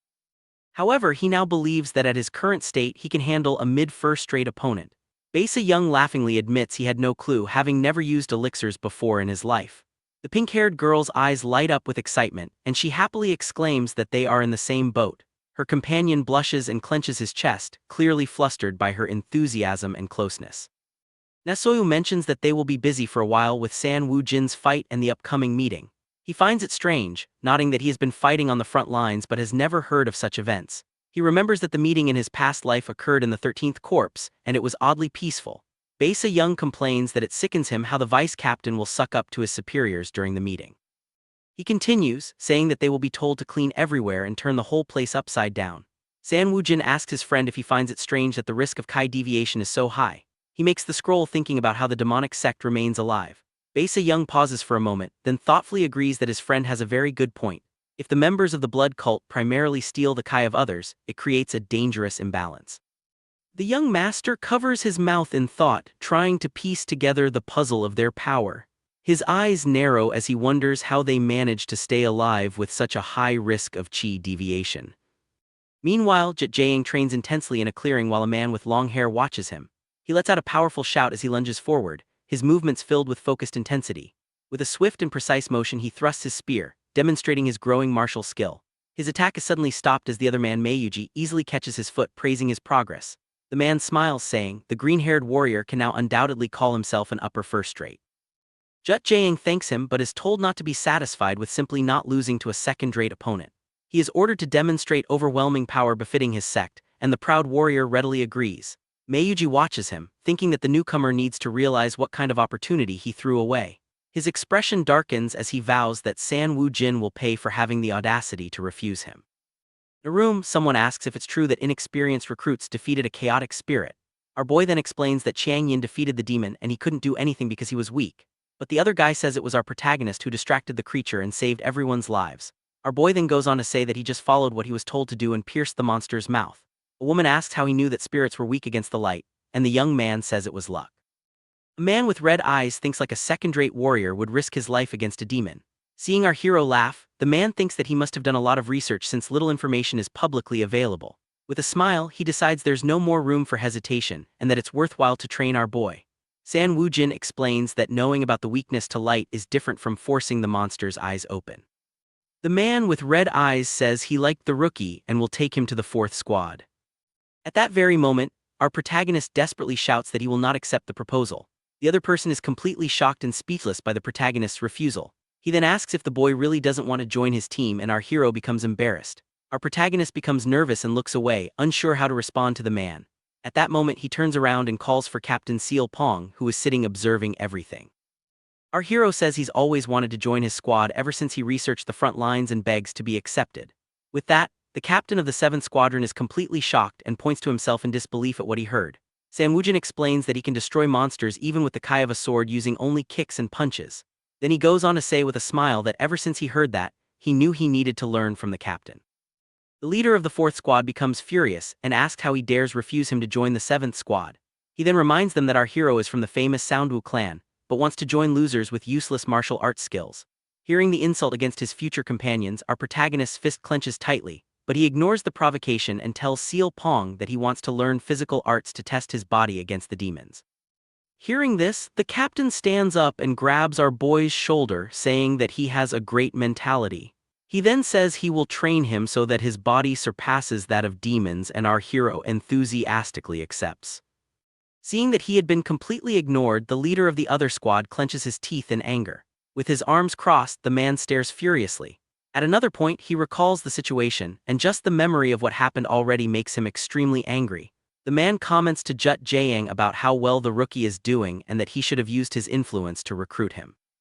He then says that he will make our protagonist pay for the audacity of refusing an offer from the son of the Dian Kang sect leader. The Dian Kang leader's son angrily says he will teach the newcomer the power of his sect and leaves. With a smile, Jut Jaeang agrees and says that they should teach our hero a proper lesson. He thinks to himself that he has no intention whatsoever of letting alive someone who has insulted him. But the rejected leader interrupts him and tells him not to exaggerate or kill the boy. Jut Jaeang is shocked by the request and asks if the other wouldn't eliminate a fellow fighter. Stuttering, the man says no, but that they really need to teach the boy a lesson. Then the sect leader's son uses his energy to frighten the boy. He then reminds Jiang that their mission is to fight the blood cult and reclaim the mountain, and for this reason they must cooperate even with the scum. So they must not attack a direct comrade. The leader says he trusts that he won't do something so stupid. After all the conversation, the man seems quite irritated. Elsewhere, a woman asks someone to look directly into her eyes. Seeing that San Woo-jin cannot look her in the eye, she concludes that he is not under mind control. Two teammates laugh and say that being controlled might even help him get married. The other boy gets all flustered and shouts that he simply doesn't feel the need to talk to girls. The teammate laughs and asks if he really doesn't feel anything when talking to girls. Then the woman calls the next person in line, and the boy in blue seems quite reluctant to go. They are checking if any of the male members of the squad have been bewitched by any magic. This is because the 10th body had an incident where a member was bewitched and captured. From time to time, some people fall under the influence of the blood cult, and it is a big problem. And the worst part is that they still haven't discovered a way to break the mind control of this cult. The woman then asks the young man to look her in the eyes, and he becomes very nervous at the request. She explains that he needs to maintain eye contact and not just glance at her. With a smile, Captain Seal Pong asks what happened to the courage he once had. The boy, blushing deeply, says that this proves he wasn't bewitched and asks her opinion. The woman agrees and says that since he can't look her in the eye, she thinks he's fine. It is possible to tell if someone has been controlled just by looking into their eyes. As the light fades, this task of identifying irregularities is assigned to women like Chiang Yin. Next, the woman announces that it is now San Woo-jin's turn to take the test.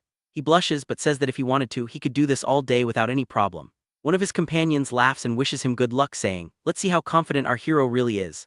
San Woo-jin thinks this is a rare chance to look into her eyes and decides to take a good look at her face. He then realizes that she has a compassionate smile and a face that could heal any heart. Just that thought makes San Woo-jin blush completely and he starts smoking.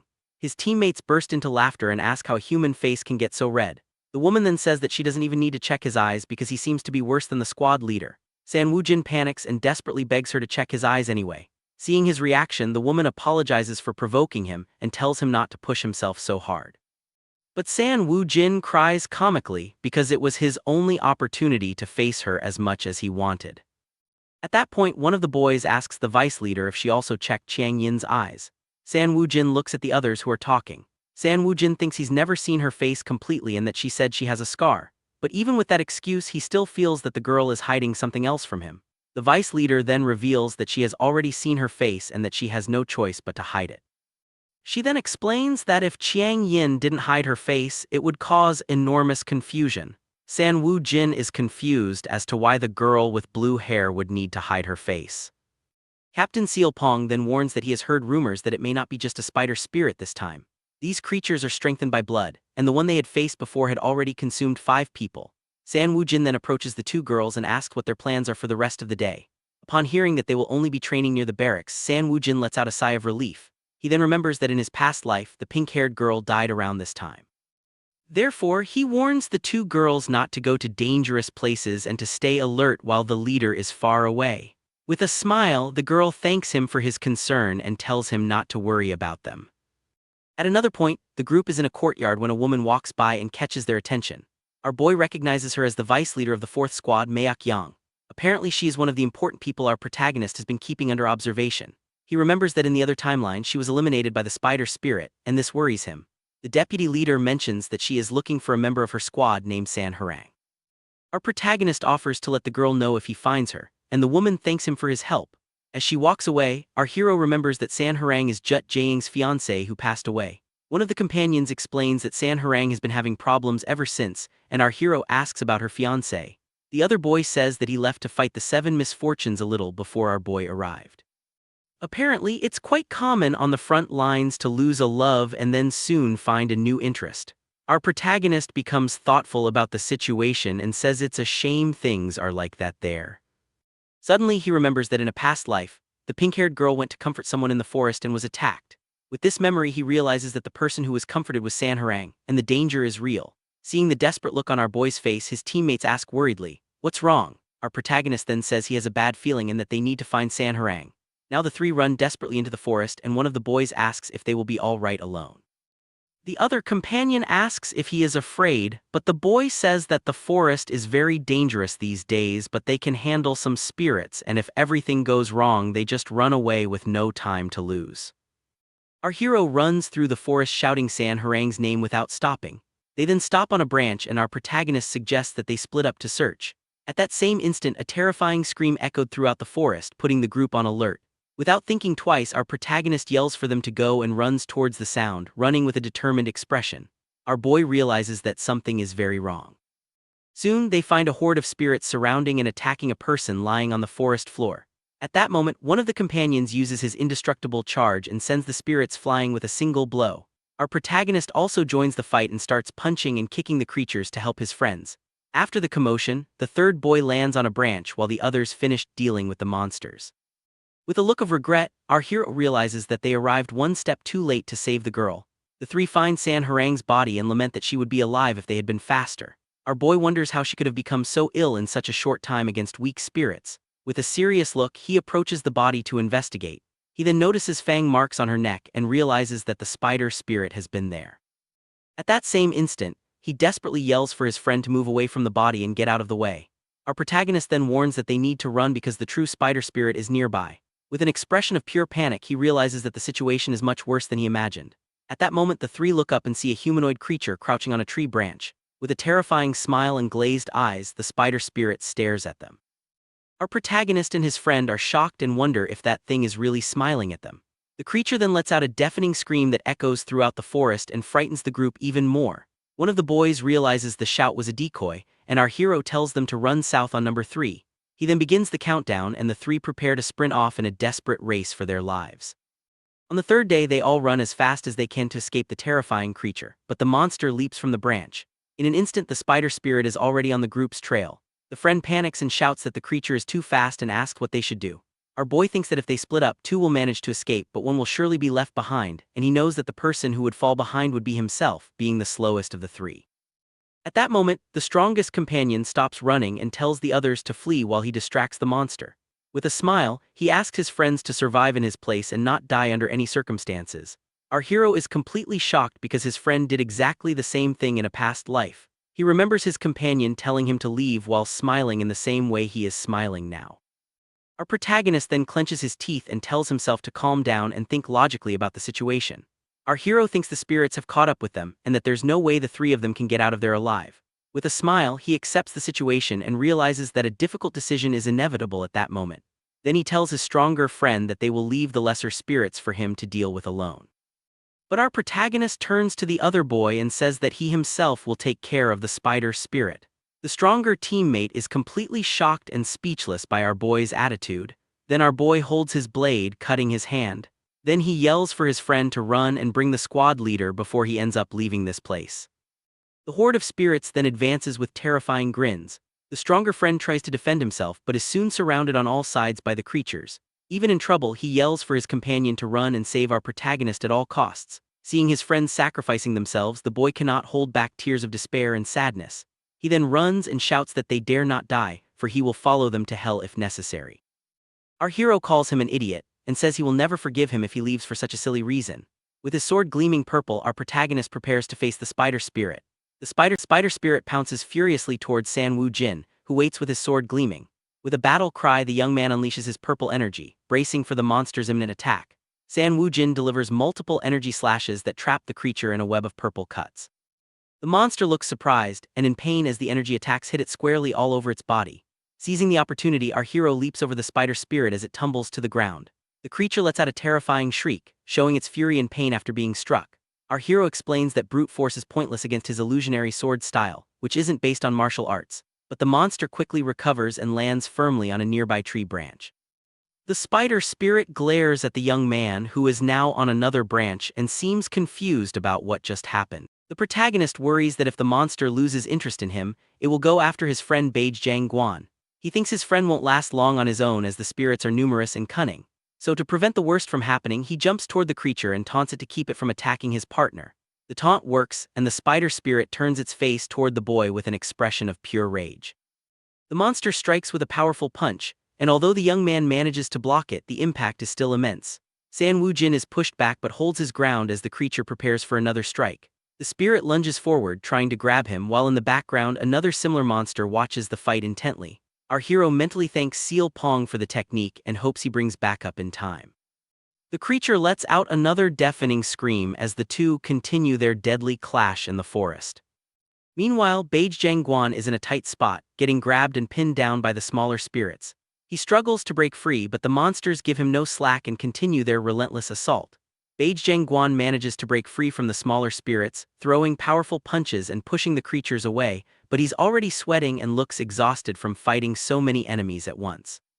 San Woo-jin notices his friend is running out of steam, and he himself isn't sure how much longer he can last. He doubts he can survive until Bae Young brings the squad leader, as the situation is looking pretty dire.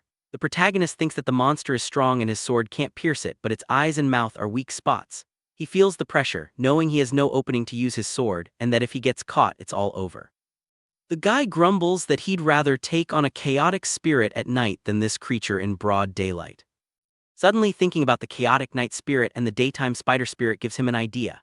He remembers hearing about a rocky mountain near this forest, and this could be his chance. With a determined look, he decides he's going to risk it all on this gamble, as it might be his only way out. So he starts running through the forest, closely pursued by the spider spirit and its smaller minions. To get an edge, he uses one of the smaller spirits as a springboard, vaulting over it with agility. The creature lets out a cry as our hero glares back at it, ready to continue his strategic escape.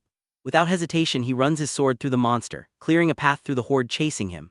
With a focused expression, he prepares for the next step of his risky plan to survive. One of the spirits screams as the larger spider creature closes in from behind, ready to strike. The spider spirit attacks one of the smaller spirits with a spinning blow, showing off its brutal strength. After clearing the obstacle, the monster glares at the protagonist, who dares it to try again. We see our hero fighting against several spirits at once, wielding his sword with masterful skill. The spider spirit lunges forward once more with its sharp claws. The smaller spirits attack in a swarm, but the protagonist defends himself with agile movements of his sword. With a precise strike, he hits one of the monsters in the shoulder while preparing for the next attack. Our hero glances back with a serious look, maintaining his combat stance with his sword in hand. Suddenly, he throws a sharp object that hits another spirit further away dead on. Seeing its minions being defeated, the main spider creature lets out a terrifying shriek of pure fury. In a spinning motion, our protagonist takes out several of the smaller spirits that had surrounded him. He then runs toward a rocky mountain and throws a few rocks to divert the monster's attention. His plan leads him to the entrance of a dark, deep cave that seems to be the perfect spot. The young man runs into the darkness as the spider creature follows, screaming without hesitation. He goes deeper and deeper into the cave, running away from the light of the entrance and the monster's line of sight. Finally, in the pitch black, he stops and turns around with a confident smirk, waiting for his pursuer. The darkness in the cave is nearly absolute, and the monster's screams echo off the stone walls. Our hero explains that chaotic spirits are active at night, while these spider types operate during the day. This means the spider spirit relies heavily on its sight to hunt and fight effectively. But now that they're in total darkness, the creature will have to rely on its sense of smell to try and locate him. The monster screams desperately, now unable to see its target and completely lost. The protagonist can't see anything either and knows the situation is dangerous for both of them. He then calms himself and remembers his leader training to focus and sharpen his senses. With a bloodied hand, he concentrates, trying to feel any movement from the monster in the darkness. He knows he only gets one shot and will wait for the exact moment the creature lunges to make his move. He focuses, telling himself not to be hasty and that he needs to sense the monster's location. He then calms his mind and tries to feel the flow of energy in the area to predict the creature's next move. With that, he lets a few drops of his blood fall to the ground to act as bait for the spider spirit. His eyes gleam with determination as he waits for the perfect moment to execute his risky plan. The instant the monster moves, he yells, "Now's my chance," and readies his sword, which glows with a blue light. With a swift and precise motion, he lunges forward and delivers a powerful strike into the total darkness of the cave. The attack lands a direct hit, and the spider spirit lets out a deafening scream of pain. The creature continues to shriek, and our hero, relieved, realizes his plan worked perfectly. He then breaks into a smile of pure relief but also exhaustion. After all the tension of the fight, the young man clenches his fist, still feeling the adrenaline from the battle he just fought against the monster. But he knows it's no time to relax and starts running out of the cave to help his friend. Outside, Beige Guan is still fighting bravely against the smaller spirits that surround him on all sides. He looks surprised as one of the spirits approaches and braces for the impact of the attack. Just then, Beige Guan hears his name and sees San Woo-jin running toward him to help in the battle. With a huge smile on his face, our protagonist shouts to his friend that they need to head back now. Suddenly, the other friend who went for help shows up and starts chewing them out for staying behind. He says he's just really glad they're alive, and the three of them hug, relieved to be reunited. Then the three of them notice someone else arriving and look up to see who it is.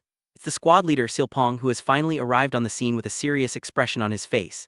He praises our hero, saying it was impressive that he managed to hit the monster, especially for a rookie. The protagonist looks serious and says he has something to ask the squad leader right then and there. He asks the leader to keep it a secret that he defeated the monster as he doesn't want to attract attention. The leader warns him that he won't get any credit or fame that way. But the young man smiles and says that's fine. With a satisfied grin, he states that just surviving alongside his comrades is enough for him. Later, we see the protagonist walking alone through a dark forest at night. Suddenly, he seems to be in a nightmare and cries out desperately for his leader, Seal Pong. His eyes are wide with terror as sweat drips down his face, showing his utter despair. In the dream, he finds himself alone in a dark clearing, sensing that something terrible is about to happen. He looks up with an expression of pure horror as if reliving a major trauma. The nightmare scene is one of pure destruction with fire and chaos everywhere and silhouettes of people falling. We see the body of an injured person amidst the flames, revealing the tragedy he's reliving.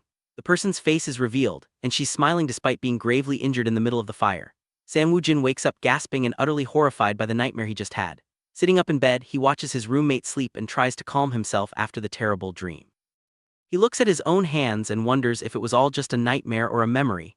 Then he notices that the leader's bed is empty. He went to train again as usual. The young man holds his head in despair as the nightmare was a memory from his past life where everyone perished. He thinks that in this life he saved a friend and trained, risking everything to achieve his goals, but with a clenched fist.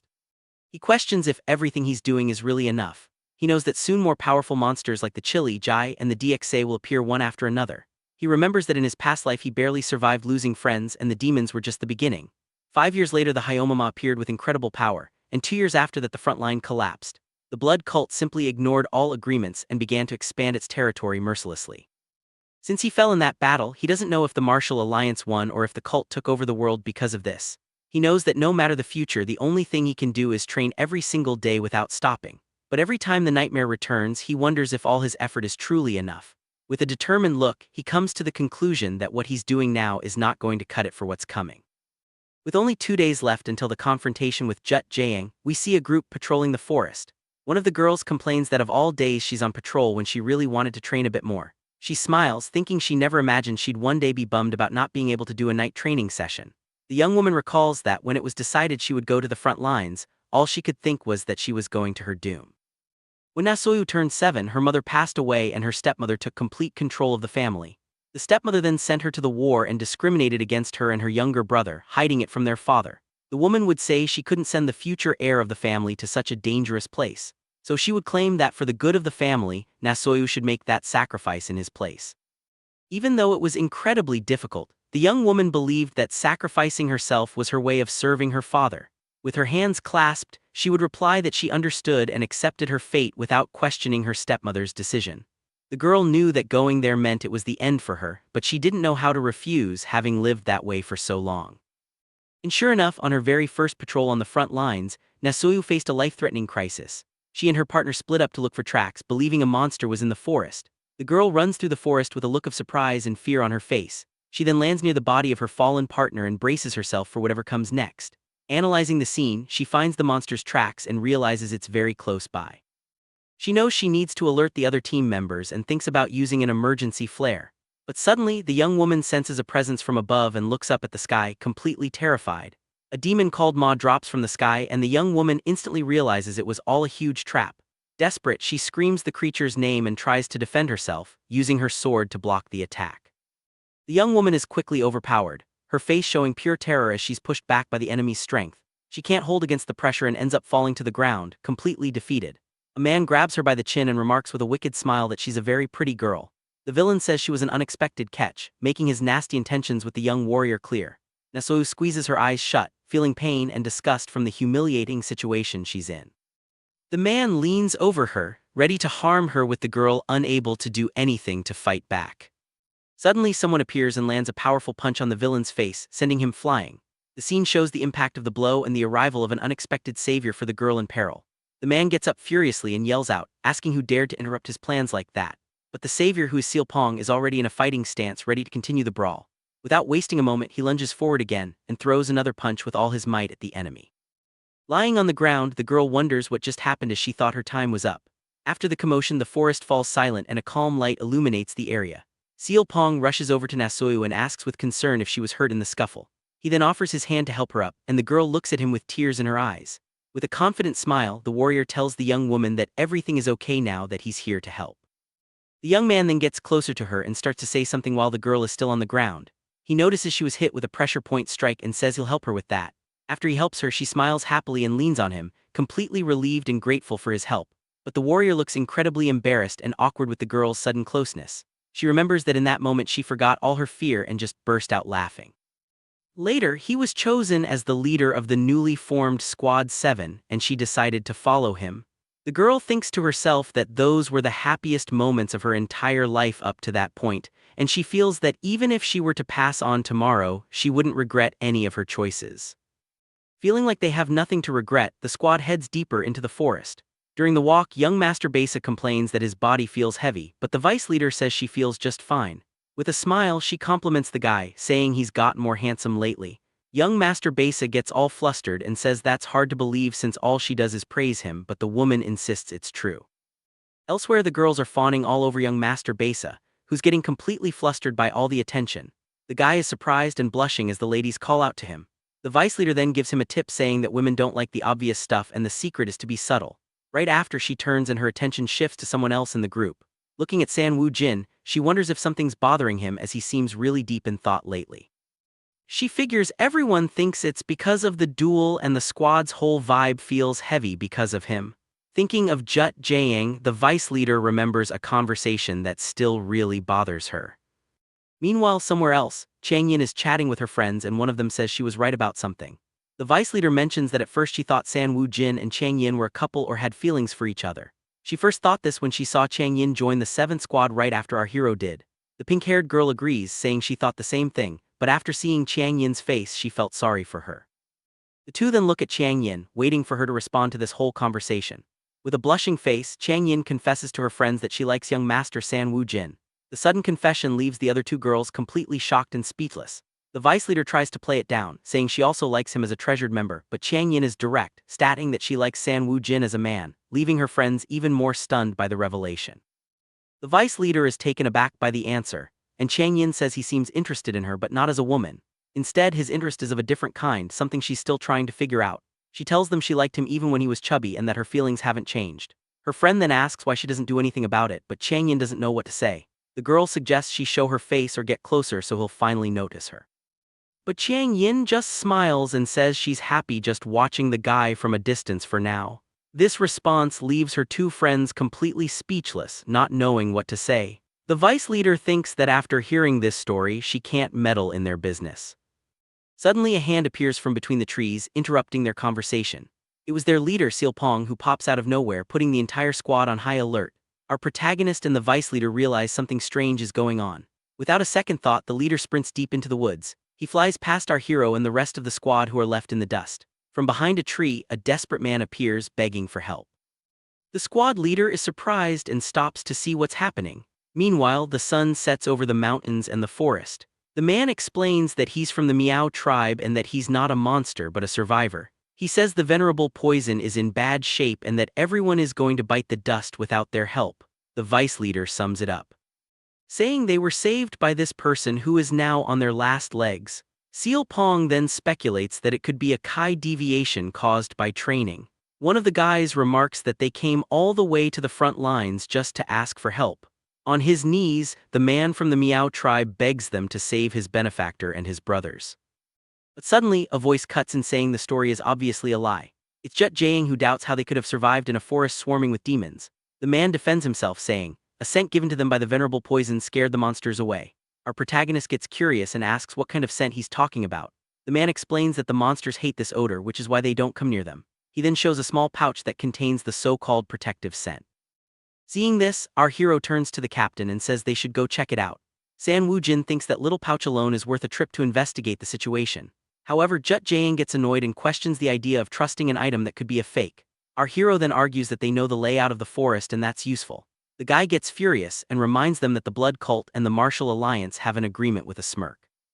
Our hero says that agreement isn't worth the paper it's written on since they get attacked every single day.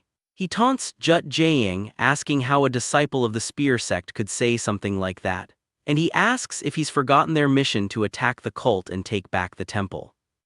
Captain Seal Pong then asks the tribesmen how long it takes to get there. He thinks the timeline is too tight and says there's no guarantee the treatment will be successful. Furthermore, he warns that this is desertion and could lead to severe punishment. Our hero then smiles and tells them not to worry because he didn't ask them to come along. With a smile, he says not everyone needs to go and suggests a small group for the mission. Besides, as for deserting their post, he has the perfect loophole for the situation. Our hero asks the man if there are monsters in the forest that absorb life energy. The tribesman confirms terrified and says those creatures are extremely dangerous. Knowing they are spider ghosts, San Woo-jin declares they must go hunt them down immediately. Faced with that argument, Captain Seal Pong agrees, saying this mission is now mandatory. Jiang Yin then volunteers to go along, promising she won't fall behind on the way. The captain accepts, saying it'll be great to have the young Chiang Yin with them on the journey. Right after he asks the vice captain to watch their six and apologizes for his absence. With a smile, she tells him to come back safe and says she'll be waiting for them.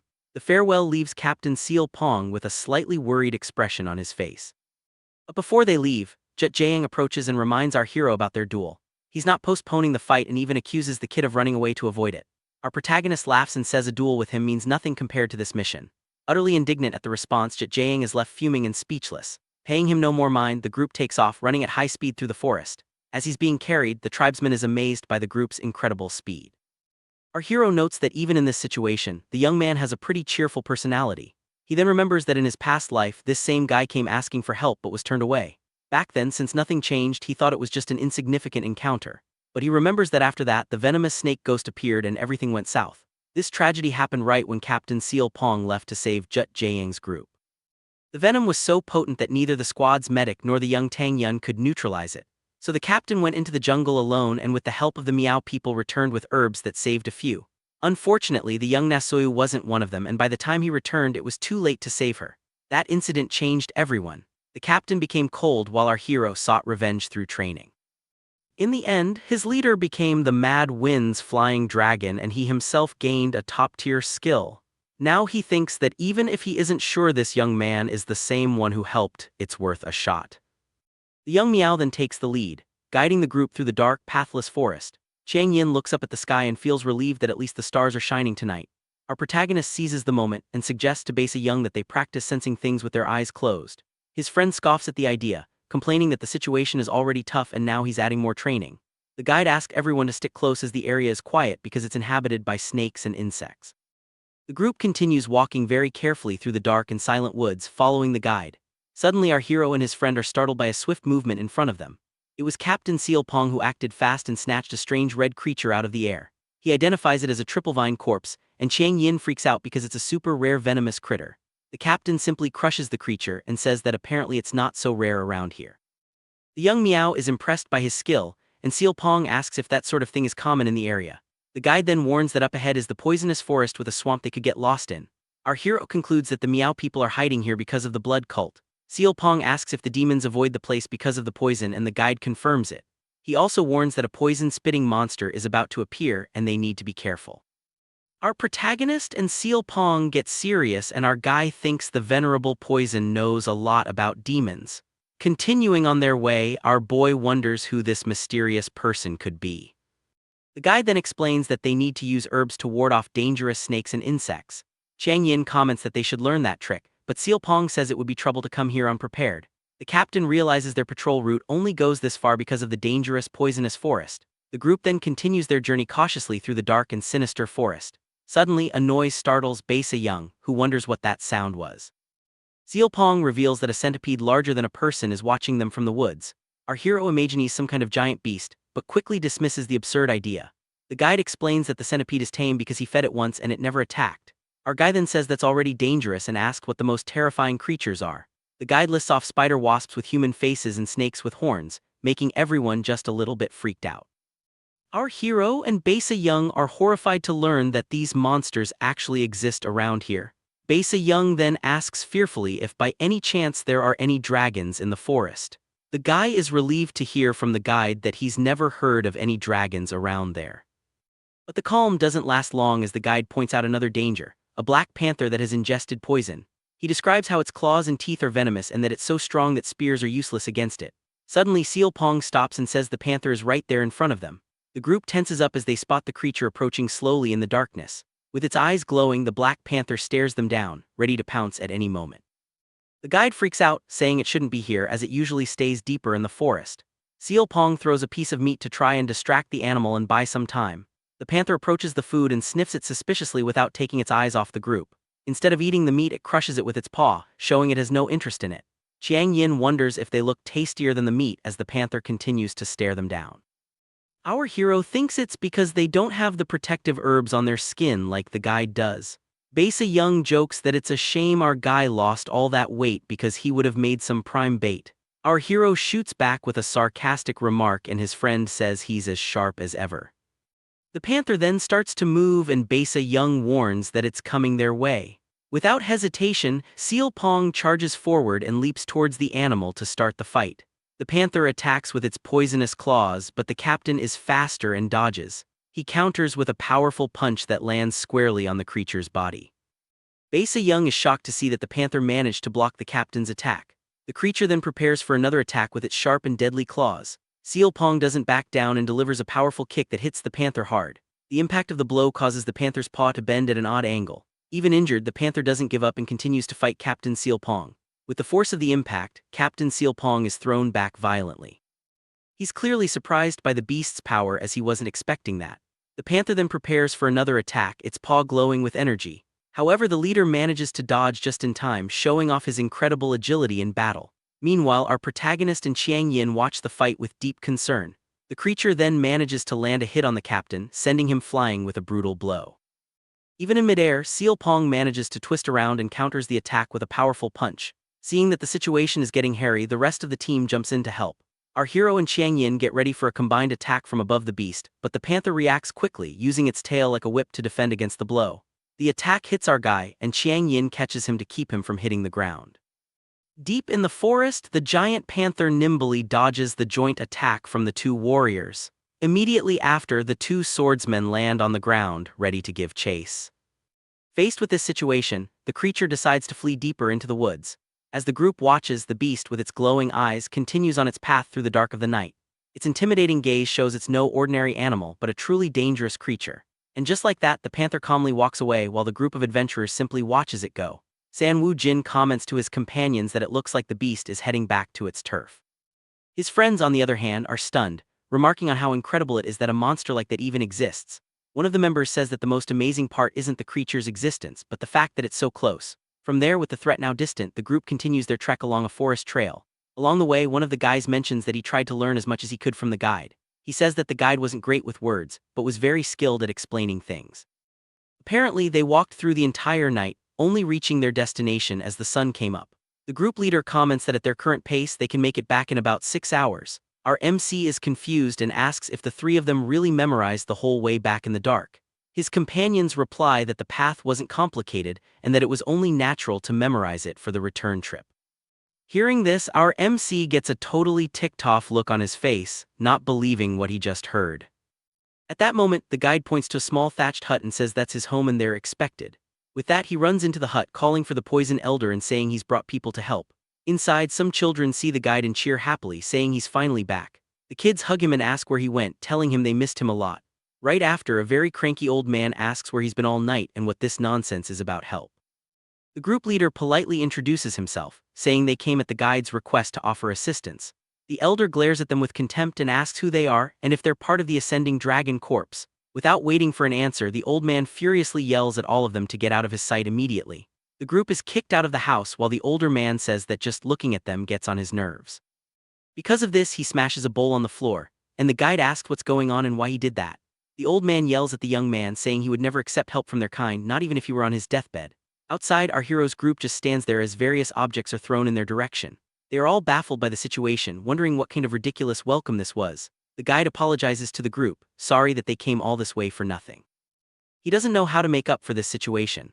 One of the companions tells him to chill out and think of it as a free show. At least the old man seems to have plenty of energy. Another group member offers help in the future and asks for a favor in return. The guide immediately accepts, promising he'll remember. The companion reflects that his goal was achieved by settling the debt. He wanted a contact to get herbs and information. With that settled, he calls for the squad leader so they can leave. After all, if they leave now, they'll have plenty of time. However, the squad leader turns around and heads back to the house.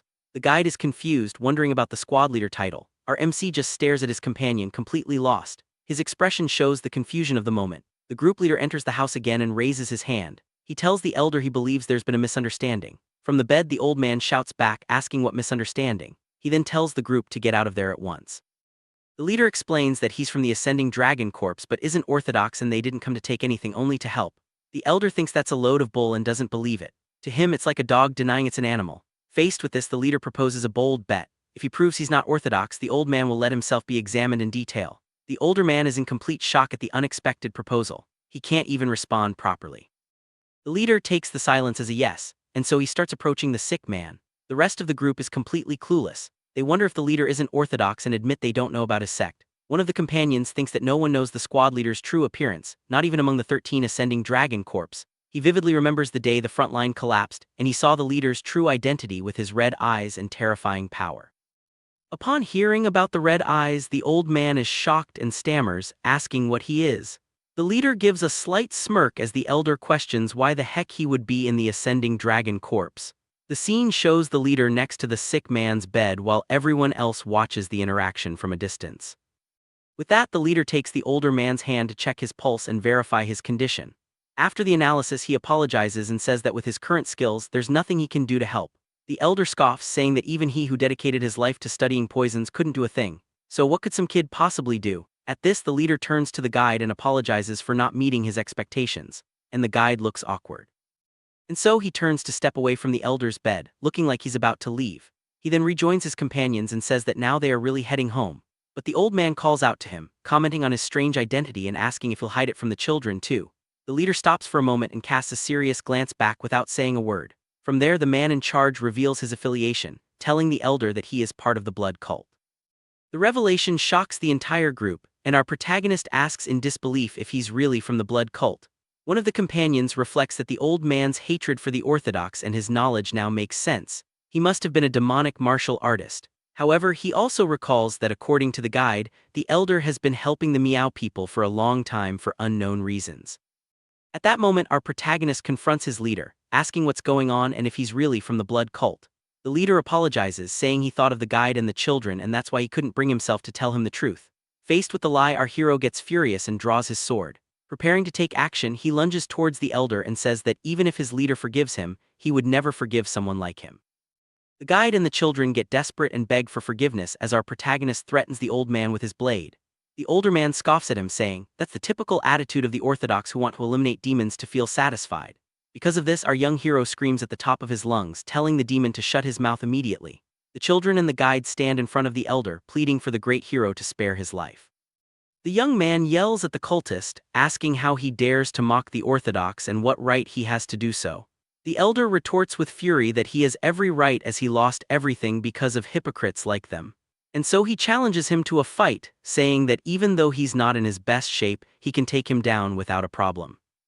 Our protagonist accepts the challenge with a crazed look in his eyes, shouting that he will grant the elder's wish. He then charges forward to attack while the guide and the children desperately try to stop the fight. The children cry hysterically, begging the hero to stop as they try to shield him.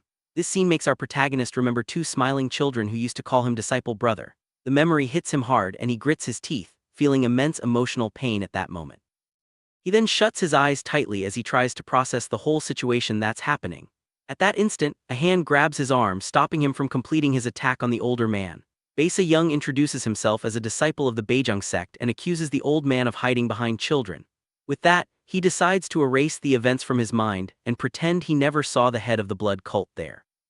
The elder, however, is surprised to hear the name of the Beijing sect, seeming to recognize it from somewhere. He then asks if it's the Beijing sect of Guangyi and Basa Young confirms with a disdainful tone. From there, the old man mentions a tragic event known as the Moon Bloodbath.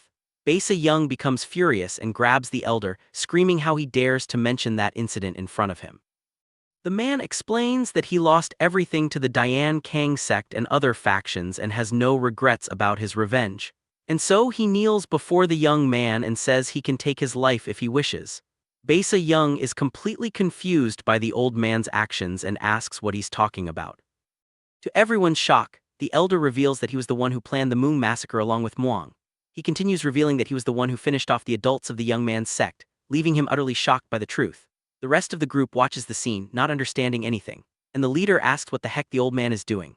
The old man, kneeling on the floor, says his side of the story doesn't matter and asks the young man to take his life to settle his anger.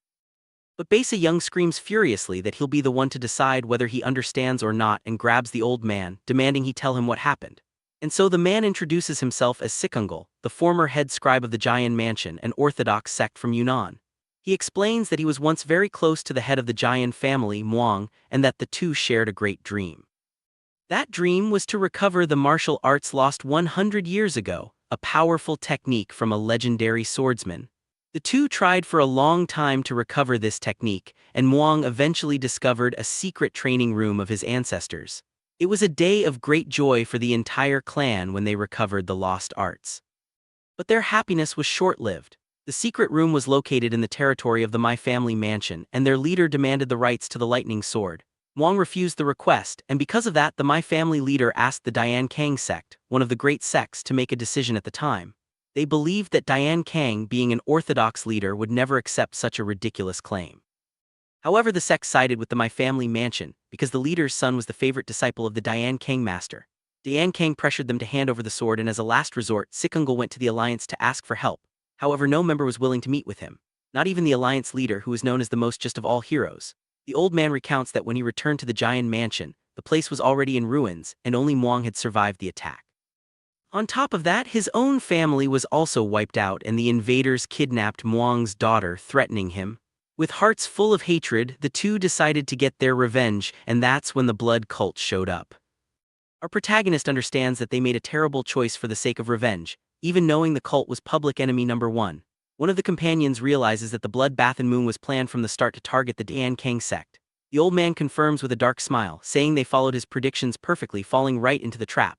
However, he didn't expect all the martial artists to be pushed there, but he admits that's just an excuse.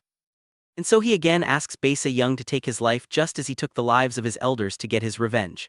At that moment the children run to protect him, screaming desperately for them not to harm their grandfather. Our protagonist wonders why such an important man would be hiding here and questions if he was betrayed.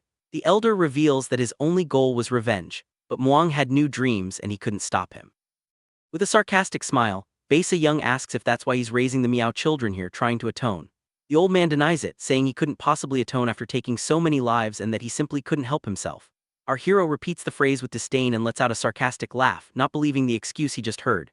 He then explodes with rage, shouting if the old man has any idea how they had to live because of him and his masters. Our protagonist continues his furious speech, questioning the old man and saying that if he's from the cult he should live like it.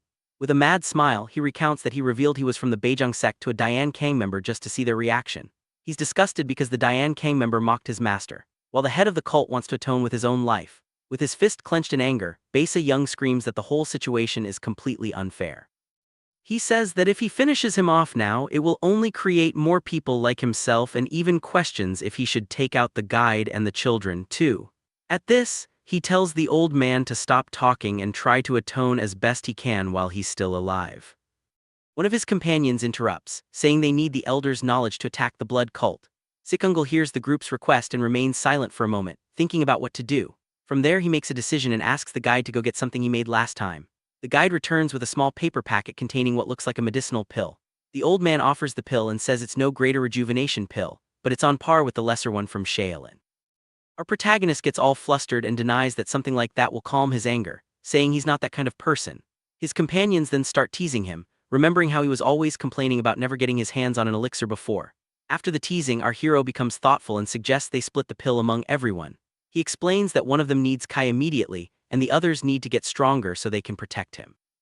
The leader and his female companion decline the offer. Thanking him, he says elixirs no longer help him as he has reached his 80-year limit. Seeing the group's attitude, the elder is shocked. He's never seen anyone offer up an elixir and asks what kind of people they are. Our protagonist then tells his friend not to worry about chi deviation and to just eat the pill. His companions are curious about that statement. They ask if there's some special method to avoid the problem. With that, the old man prepares to reveal one of the blood cult's greatest secrets to the group. He holds up a small pouch and reveals that the secret is to use a poison core to control the flow of energy. The group doesn't get it, and he explains that it's a poison kai core with very fake traces of poisonous kai. Apparently, chi deviation happens when internal energy collides, and an external agent can prevent that. One of the group members is impressed, and wonders how such an important fact remained unknown for so long. The elder reiterates that it's a secret, and that no one would think twice about a cult member having a poison core. With this revelation, one of the guys understands why it was so hard to eliminate the cult as they gained kai so easily. and so they suggest that the two of them take the elixir right now since one of them has a duel coming up. The two immediately agree. Now that they know the secret, there's no reason to hesitate and they get ready to take the pill. Meanwhile, the guide, the elder, and the children just watch the whole scene unfold before them. The guide then asks one of the children about Rakun, and she tells him he hasn't come back, which is why the guide went looking for him. Hearing this news, the guide becomes very worried about the boy's disappearance and covers his mouth. Not knowing what to think, he tries to calm himself down, thinking that the boy knows the forest well and won't get lost out there. However, while he waits, the boy is in danger as a shadowy figure watches him in the darkness of the night. But in the forest, a panther dodges an attack and gets ready to run. The creature then decides to retreat into the woods as the group watches. Its glowing eyes show that it's a very dangerous creature, and so the panther leaves peacefully while the group observes it. The man in red comments to his companions that the beast has returned to its territory. The general then approaches the animal, now down on the ground. His companions praise him for how easily he defeated the creature. He then orders them to capture the panther as the blood demon might be interested. One of the men approaches the general and questions what he's doing there. The leader gets angry and asks if he's questioning the blood demon's decision. The terrified man denies it, saying he was just worried about his leader. With that, the general hits him with a decisive blow, sending him flying. And so he says they don't need believers who won't submit to the blood demon. Another man then arrives, saying they captured a meow child nearby. He then shows the little girl who is carrying a bag of anti-corpse incense. The crying little girl denies there's a hideout there and calls them monsters. The general then smiles and says they found a way to keep the undead away. The guy who questioned him is terrified by his leader's coldness. Without hesitation, the general grabs the child by the neck and lifts her up. Then, with his eyes glowing, he uses a mind control spell on the little girl. And now, with lifeless eyes, the girl is completely under his control. Meanwhile, at the elder's house, our heroes are meditating peacefully.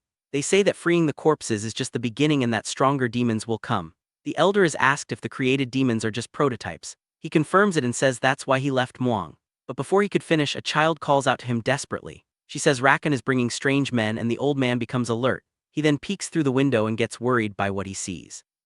His expression changes completely as he recognizes who is approaching. Desperate, he yells for everyone to flee immediately through the back. With that, he reveals it's the demonic general of bloodlust. This general is a supreme-level demon and very powerful. The elder also says that Rakun has already been enchanted and everyone will be lost if they try to help. Our hero looks at his friends who are still meditating. The old man then says he'll buy them time so they can escape with the children, but the blue-haired girl interrupts and tells him not to do it. She then says they will stay to fight by his side, and outside the general gets closer and closer to the house. He and his men are guided by Rakun, who is under the spell's effect. The general then smiles and says he will finally reunite with Elder Sikungal. The general stops in front of the house and faces the heroes who came out for the confrontation. He looks at them with a serious and challenging expression ready for battle. At that moment, the squad leader and his companions step out to face him. The young man introduces himself as Seal Pong, the leader of the 7th Squad. Then the general also introduces himself as Jai Guangok of the Blood Cult. He says he has business with the old man there and asks if they are going to stop him. The leader says he won't stop him but that it's a patrolled territory. With a mocking smile, the general disagrees with the young man's statement. The young man then points to a mark that should be on the house. The older man looks in the pointed direction but doesn't seem to see anything. But before he can say anything, the squad leader lunges forward with a punch. He throws a powerful and swift blow towards his opponent's face. With that, the general is thrown back by the force of the impact and is surprised. His expression shows he didn't expect such a fast and strong attack. Without giving him time to recover, the young man continues his brutal assault. Seeing their leader in trouble, the general's men run to help him. One of them approaches from behind and prepares to attack the young warrior, but the blue-haired girl appears and blocks the man's attack with her sword. She manages to stop the blow and protect her captain. The other men get furious and make disrespectful comments about the girl, and they continue with the insults, saying not to hurt her face. The girl then smiles confidently and mockingly at the men. Just then, the squad leader is hit and thrown far away by the general. He thinks he can only keep this power level up for 15 minutes, so he needs to end the fight before his time runs out. The two continue trading blows at high speed in an intense fight.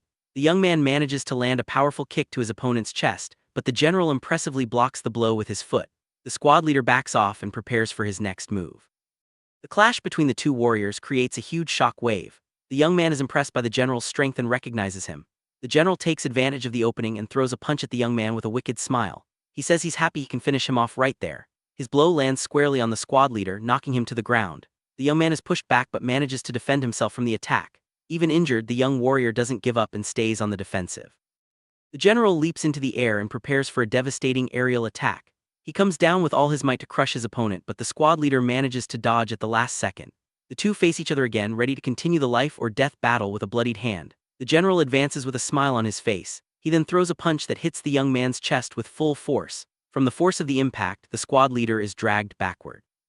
The general is surprised the young man is still standing after that blow. He then leaps and says it's an honor for the young man to fall by his hands. The squad leader recovers and prepares for the next attack. Meanwhile, the elder tells the children to hide in a cellar. He says he will be gone soon and wants to enjoy the rest of his life. Tears fill the room and the old man says everything will be okay. The elder then kneels near his bed and prepares himself. He says he will once again use the demonic arts he had sealed away. A purple energy surrounds his body as he transforms, but he knows his body won't hold out for long and he smiles. At that instant, one of his companions touches him. The old man is startled and asks why the young man is still there. Outside, the girl is surrounded by the general's men. She charges forward with her sword to face the enemies alone. With a serious and focused expression, she prepares for battle. The men surround her, making comments about her appearance. The blue-haired girl just watches them with a cold gaze. The fight between the leaders continues with an exchange of brutal blows. The squad leader defends himself as best he can from the general's attacks. The impact of the blows makes the ground tremble and crack. The young man thinks it's incredible he's lasting so long in the fight. He knows one mistake could be his last and that he needs to be careful. At that moment, the blue-haired girl makes a decision. She faces her opponents with a confident and mysterious smile. One of the men charges forward to attack her with his sword. The young woman holds her weapon firmly, preparing for combat. With a swift movement, she lands multiple strikes on the enemy. The man is shocked by the speed and precision of the attack, and just like that he falls to the ground defeated without even understanding what happened. The other men are surprised and say she was hiding her skills. They then order everyone to attack her all at once. One of the henchmen leaps for an aerial attack with his spear. Our hero then joins the fight to help the girl with his sword. He blocks the attack and protects his companion. Another companion praises the girl for her good work. Now with a blue aura, she seems even more powerful and confident. She then says that their numbers won't change the situation. Our hero says he has accumulated almost 60 years of power and now it's time to test it.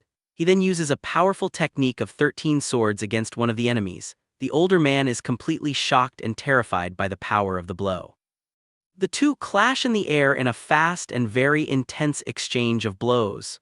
The young man smiles and thinks it was easier than he imagined to use this ability. With a determined look, he turns and prepares for the next opponent. Meanwhile, the blue-haired girl faces another of the general's henchmen.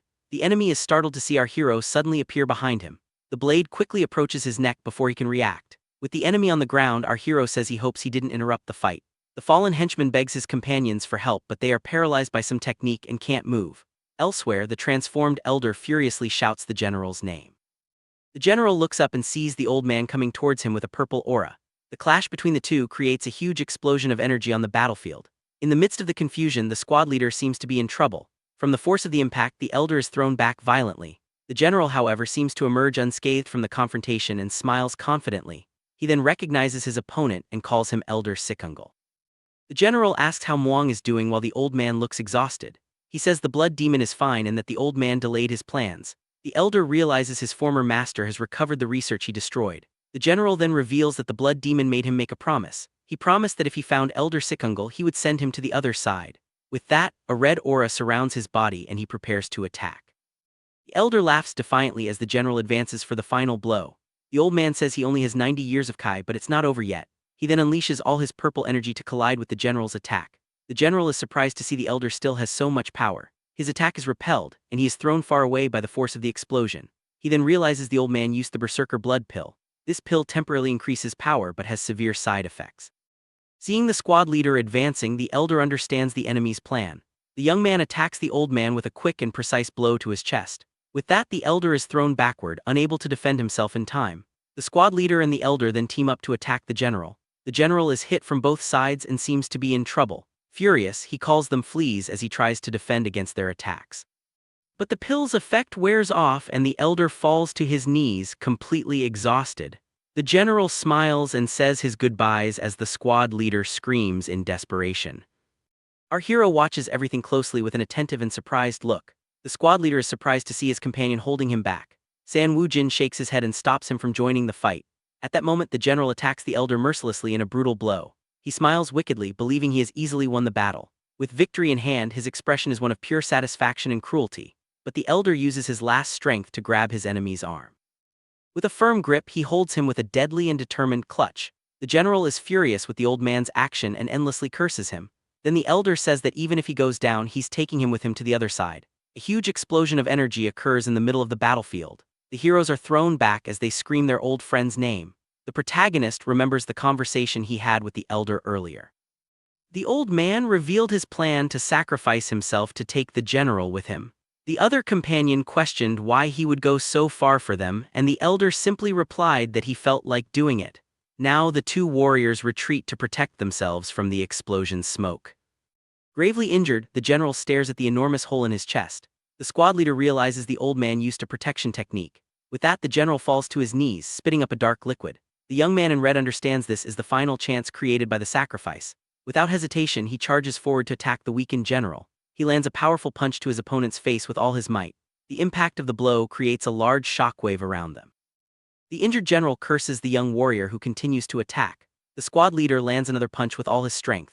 The general's hand, now on the ground, shows he can no longer fight. He still tries to resist, but his body is too injured to continue. The young man in red then delivers a final blow to the enemy's chest. The other companions cheer and shout for the leader to finish him. The general's body is thrown violently to the ground, creating a crater. With glowing eyes, the leader prepares for the final blow. And just like that, he completely obliterates the general once and for all with his power. Our hero watches the scene in silence, a bit shocked by what he sees. But the squad leader falls to his knees, spitting up a lot of blood. San-woo-jin thinks that his leader's power had a time limit. He wonders if the time ran out but sees that he pushed past the limit. Suddenly the general reappears, laughing at the young warrior's situation. He says it's a shame and that he'll finish him off first. The protagonist thinks that only the leader could fight and now they're in trouble. The protagonist thinks that if they had just one more strong fighter, things would be different. But suddenly he seems to get an idea and his expression changes.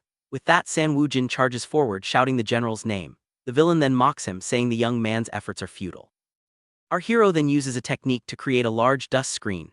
The general gets annoyed with the young man's actions and calls them cheap tricks. Confused, he looks around and realizes the young man has disappeared into the smoke. Suddenly, the protagonist swiftly appears behind his enemy. The older man is shocked and furious at the young man's audacity. Then our hero lifts the captured Black Panther above his head, and with all his might, he throws the animal towards the general.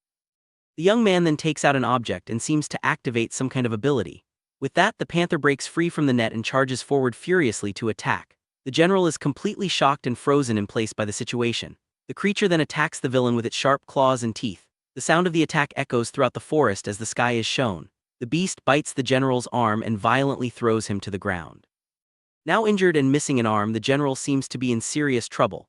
Without wasting time, the panther advances for another deadly attack. He tries to defend himself with his remaining arm, but it seems useless. Taking advantage of the distraction, the protagonist lands a powerful kick on the villain.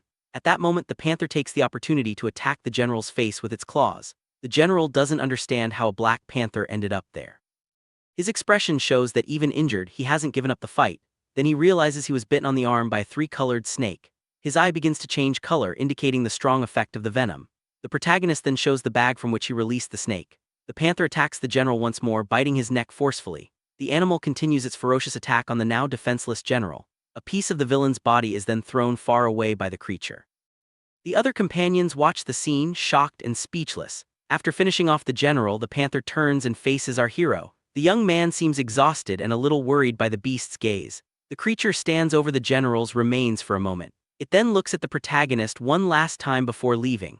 And so, the Black Panther calmly returns to the middle of the forest. With the battle over, the protagonist finally collapses to the ground, exhausted. The squad leader approaches and congratulates him on his intelligence, but the young man says that without him, they wouldn't have even been able to buy time. He then asks if his leader is okay and he says he'll be fine. The leader says it's time to head back because the other members will be worried. The protagonist thinks that Lady Nasoyu would be fine but worries about Jut Jaeang. He then calls his captain over to talk about something important. The young man says he has something to tell him on the way back. Elsewhere, a woman apologizes to a team leader named Han. She seems worried and thinks about postponing the patrols for now. With a smile, she comments to her friend that she's happy he agreed. The younger girl gets curious and asks if he's the genius from the Chinking sect. The woman then says she'll ask the second team leader to cover the shift. She offers to go alone if her friend feels uncomfortable with him, but the girl says no, that they are companions and it's fine. Then they comment that leader Saguno is the most reasonable one in the Dian Kang sect. A man then appears as they describe him as cold but admirable. He's known for treating everyone fairly without any discrimination. In another location, a green-haired man asks if Seal Pong has returned yet. When they meet, the man mocks them and comments that they seem quite unoccupied. The woman says she asked the first team leader to handle the patrol. The green-haired man's henchmen start mocking the absent leader. Annoyed, the woman questions if they shouldn't be worried about a companion, but they say if something happens, Jajang will become the new leader. The woman then retorts that she should be the next in the line of succession. The men get furious at her audacity and start shouting non-stop. She faces them with a defiant look and repeats their question. With great anger, she yells and says they have no right to talk like that. One of the men then interrupts, saying he knows she's a great martial artist, but the green-haired man provokes her, saying she's not ready for the position yet. The woman then admits that yes, she still has a lot to improve on. With a smile, she challenges him to defeat the protagonist first. The man gets offended and asks if she thinks that Trash is a worthy opponent.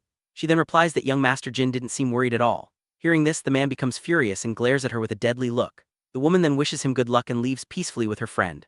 Alone, she thinks that Jajang's skills have improved a lot lately, and she wonders if young Master San Woo-jin will be able to handle him now. Arriving at the gate, she apologizes to leader Saguno for the trouble. The two then exchange a silent glance for a brief moment. He reassures her and says that Seal Pong is one of the best he's ever known. His words seem to calm the woman's heart and she smiles in relief. Then she calls her friend so they can finally go home. The girl named Kyan Hwan gets excited at her friend's call. The woman calls her friend to train and the girl enthusiastically says yes. Elsewhere, a man walks down the hall thinking the situation is serious.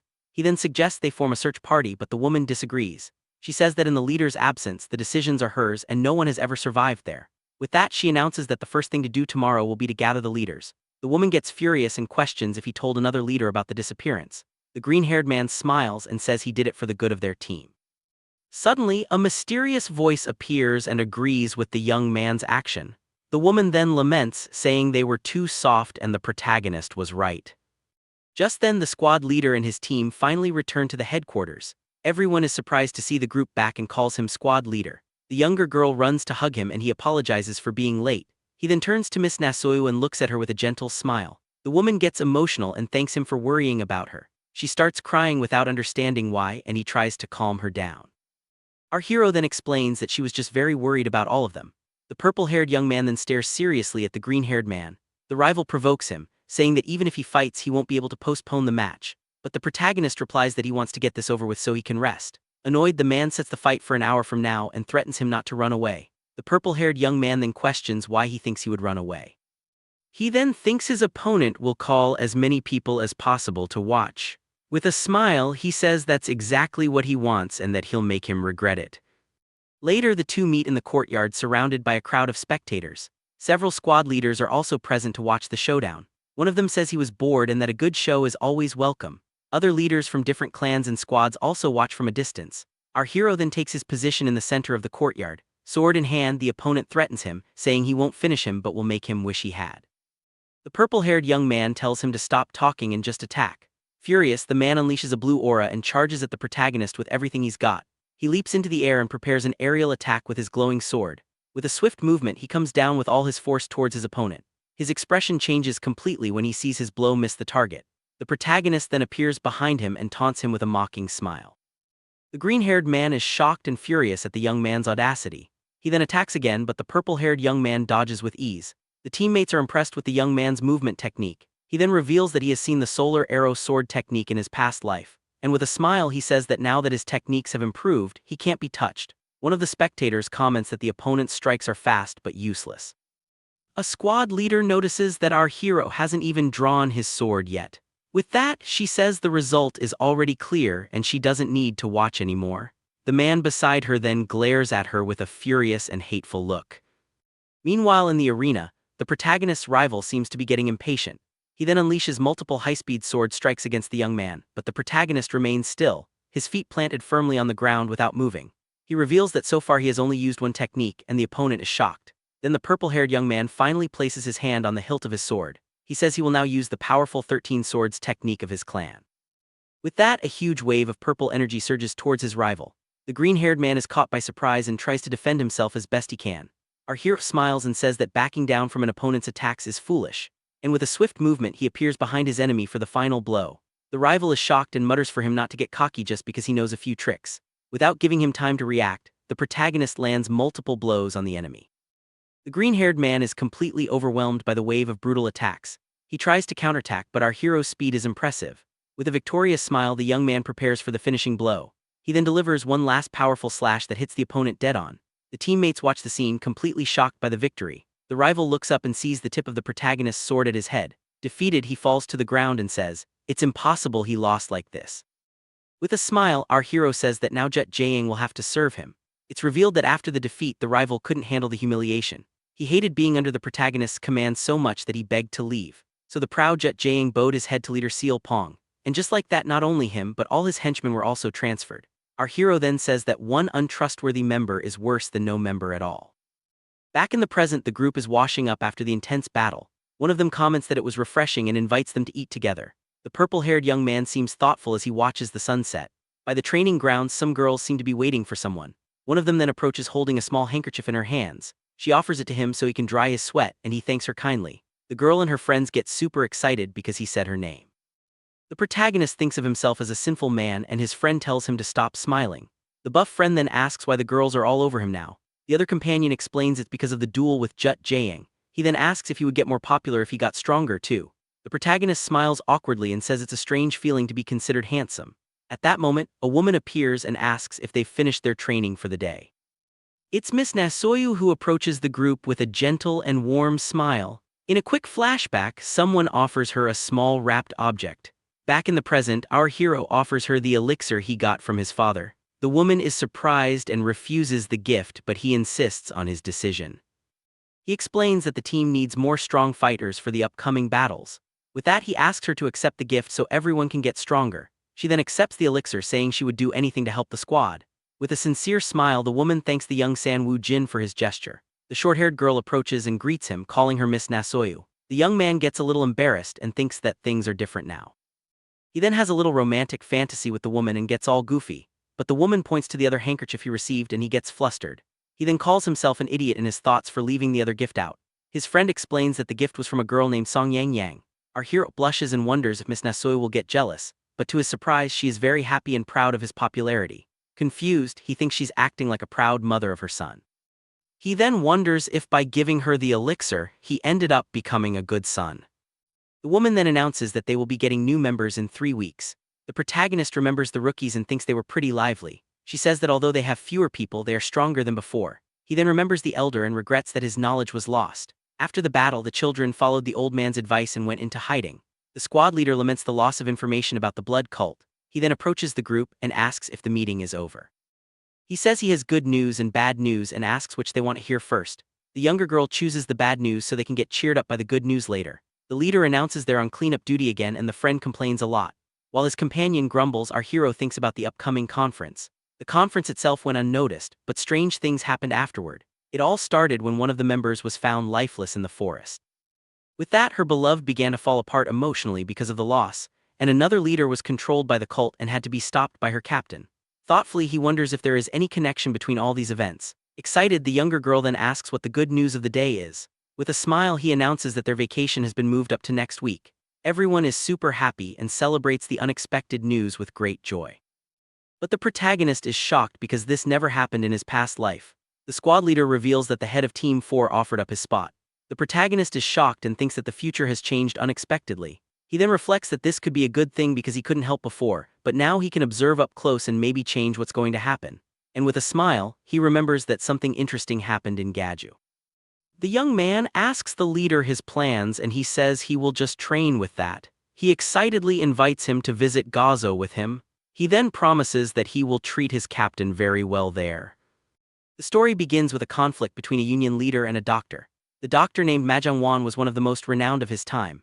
The merchant promises a reward but then gets greedy and wants him on his team, but the doctor refuses the offer and the angry leader looks for his weakness. He then discovers that the doctor only accepted to create a special elixir. With that, he ambushes him and the doctor escapes with the elixir, but his children don't. The children are then taken as hostages in exchange for the powerful elixir, but the doctor puts the elixir up as a reward for the merchant's head, and now the union leader needs to capture him before others do. The protagonist's companion then seems not to understand the story. He asks what this has to do with their precious vacation. The protagonist then scolds him for wanting to ignore a great injustice. He also says this applies to the buff friend who looks embarrassed. Leader then says they are there to correct this injustice. But the buff friend asks why they aren't helping the doctor directly. The purple-haired young man then asks why he didn't negotiate with the merchant. If he gave up the elixir, the merchant would free his children as promised. This way he makes the children seem less important than the elixir. Everyone seems to understand the doctor's strategy and falls silent. The squad leader thinks that the conversation has shifted focus to the elixir. In his past life, the doctor's plan worked, but a master took the item, but the leader's son took revenge and ended the children's lives. In grief, the doctor promised his life to whoever wiped out the Union. With that, the leader concludes their task is to save the doctor's daughters. The younger friend gets worried and says they can't do it alone, but the protagonist reveals that the Union is currently empty. He then points out 3 possible locations where the girls might be held. With that, he divides the tasks among the group for the rescue mission. The buff friend then asks what he should do on the mission. The purple-haired young man says he will do the most important thing of all. The friend gets excited to hear that he's the most important one on the mission. Meanwhile, 2 guards are yawning sleepily at the Union gate. One of the guards complains that it's a drag to be there because of that rat. Just then, he spots a mysterious silhouette approaching the gate. He then stops him and demands to know his identity and what he's doing there.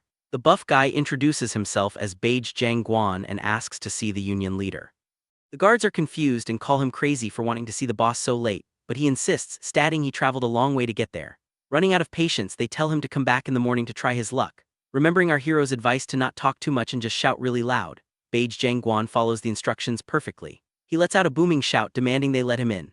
Annoyed by the commotion, the guards draw their swords and threaten him to leave. Beige Jangguan simply laughs at their threats, openly mocking their attitude. Provoked, the guards prepare to teach him a lesson by force. One of them lunges forward to attack, but to his utter shock, the blade simply bounces off Beige Jangguan's impenetrable body. The guard wonders in terror why the man's body is so incredibly tough. Confirming that they really dared to attack him, Beige Jangguan retaliates with a swift, fluid movement. He grabs the guard by the collar and with overwhelming strength, hurls both men far away. The commotion shocks the other guards inside the compound. As more reinforcements arrive, Beige Jangguan casually defends his actions, pointing out that he was attacked first. A supervisor then appears, demanding to know what is happening at the gate. Deep inside the Union headquarters, a different scene unfolds. A young man angrily accuses an intruder of being a thief breaking into his father's, the masked Union leader's room. The masked intruder, our hero San Jin, scoffs at the accusation and casually reveals the young man's secret affair with his father's concubine. Terrified, the young man asks if his father sent him to watch them. Confirming the man is indeed the Union leader's son, San Jin confronts him, asking if he is aware of his sins. Panicking, the concubine urges the son to get rid of the intruder so there is no evidence of their affair, desperately screaming for him to take the masked man down before someone hears them. The leader's son charges forward with his sword. San Jin finds the attack foolish, stating there is no way such an emotional, reckless strike can ever hit him. Suddenly, the son stops his attack mid-swing and collapses in agony, spitting up a dark liquid. Looking down at the dying man on the floor, the protagonist coldly states that it's better to end things quickly. Terrified upon realizing the masked man has effortlessly taken down the leader's son, the woman changes her tune. She approaches San Jin, placing a hand on his chest to get his attention and begs him to take her away, claiming she's being held there against her will. With a bold proposal, she offers to become his woman to return the favor. San Jin stares at her for a moment, seemingly considering the offer, however, in the very next moment. The woman finds herself securely tied up on the bed, completely shocked. He tells her he won't get rid of her but warns her not to scream and attract the guards, advising her to just beg for her life when the Union leader returns. Thinking to himself that the woman is a treacherous snake who would have caused his captain trouble, San Jin searches the room and discovers a secret passage hidden in the wall. With a quick move, he opens the passage and steps inside. He takes off his mask, breathing a sigh of relief after the tense confrontation, but notes with a smirk that at least he won't be leaving empty-handed. Down in the Union's underground prison, the masked squad leader Seal Pong frees 2 captives. The prisoners thank him profusely, one stating he will be forever in his hero's debt. Seal Pong tells them to repay the debt outside and urges them to escape safely on their own. He thinks to himself that he has searched everywhere but hasn't found the doctor's children, concluding they must be with his other companions. Suddenly, a whip slices through the air, flying past him at high speed. His eyes widen as he senses the presence of a powerful opponent. He turns to see a woman blocking the prisoner's path, declaring she cannot let them escape on her watch. One of the terrified prisoners recognizes her as Yowanang, the Blood Whip. It is revealed she is a flame phoenix hired by the Union 6 months ago. The Union leader was more interested in her beauty than her martial skills. To avoid problems, she always demanded payment in advance, and she was actually disgusted by what the leader did to the doctor and his family. His betrayal made her want to leave, and she had decided to stay only to observe, fully intending to abandon the union as soon as the boss returned. However, she considers her current guard duty a separate matter. A job is a job. She threatens the prisoners to return to their cells, offering to pretend she saw nothing, but attacks the squad leader with her whip without hesitation. She states that if he plans to resist, she has no choice but to fight, her fearsome title earned through her beauty and the countless men her whip has defeated. Seal Pong tells the prisoners to run while he buys them time.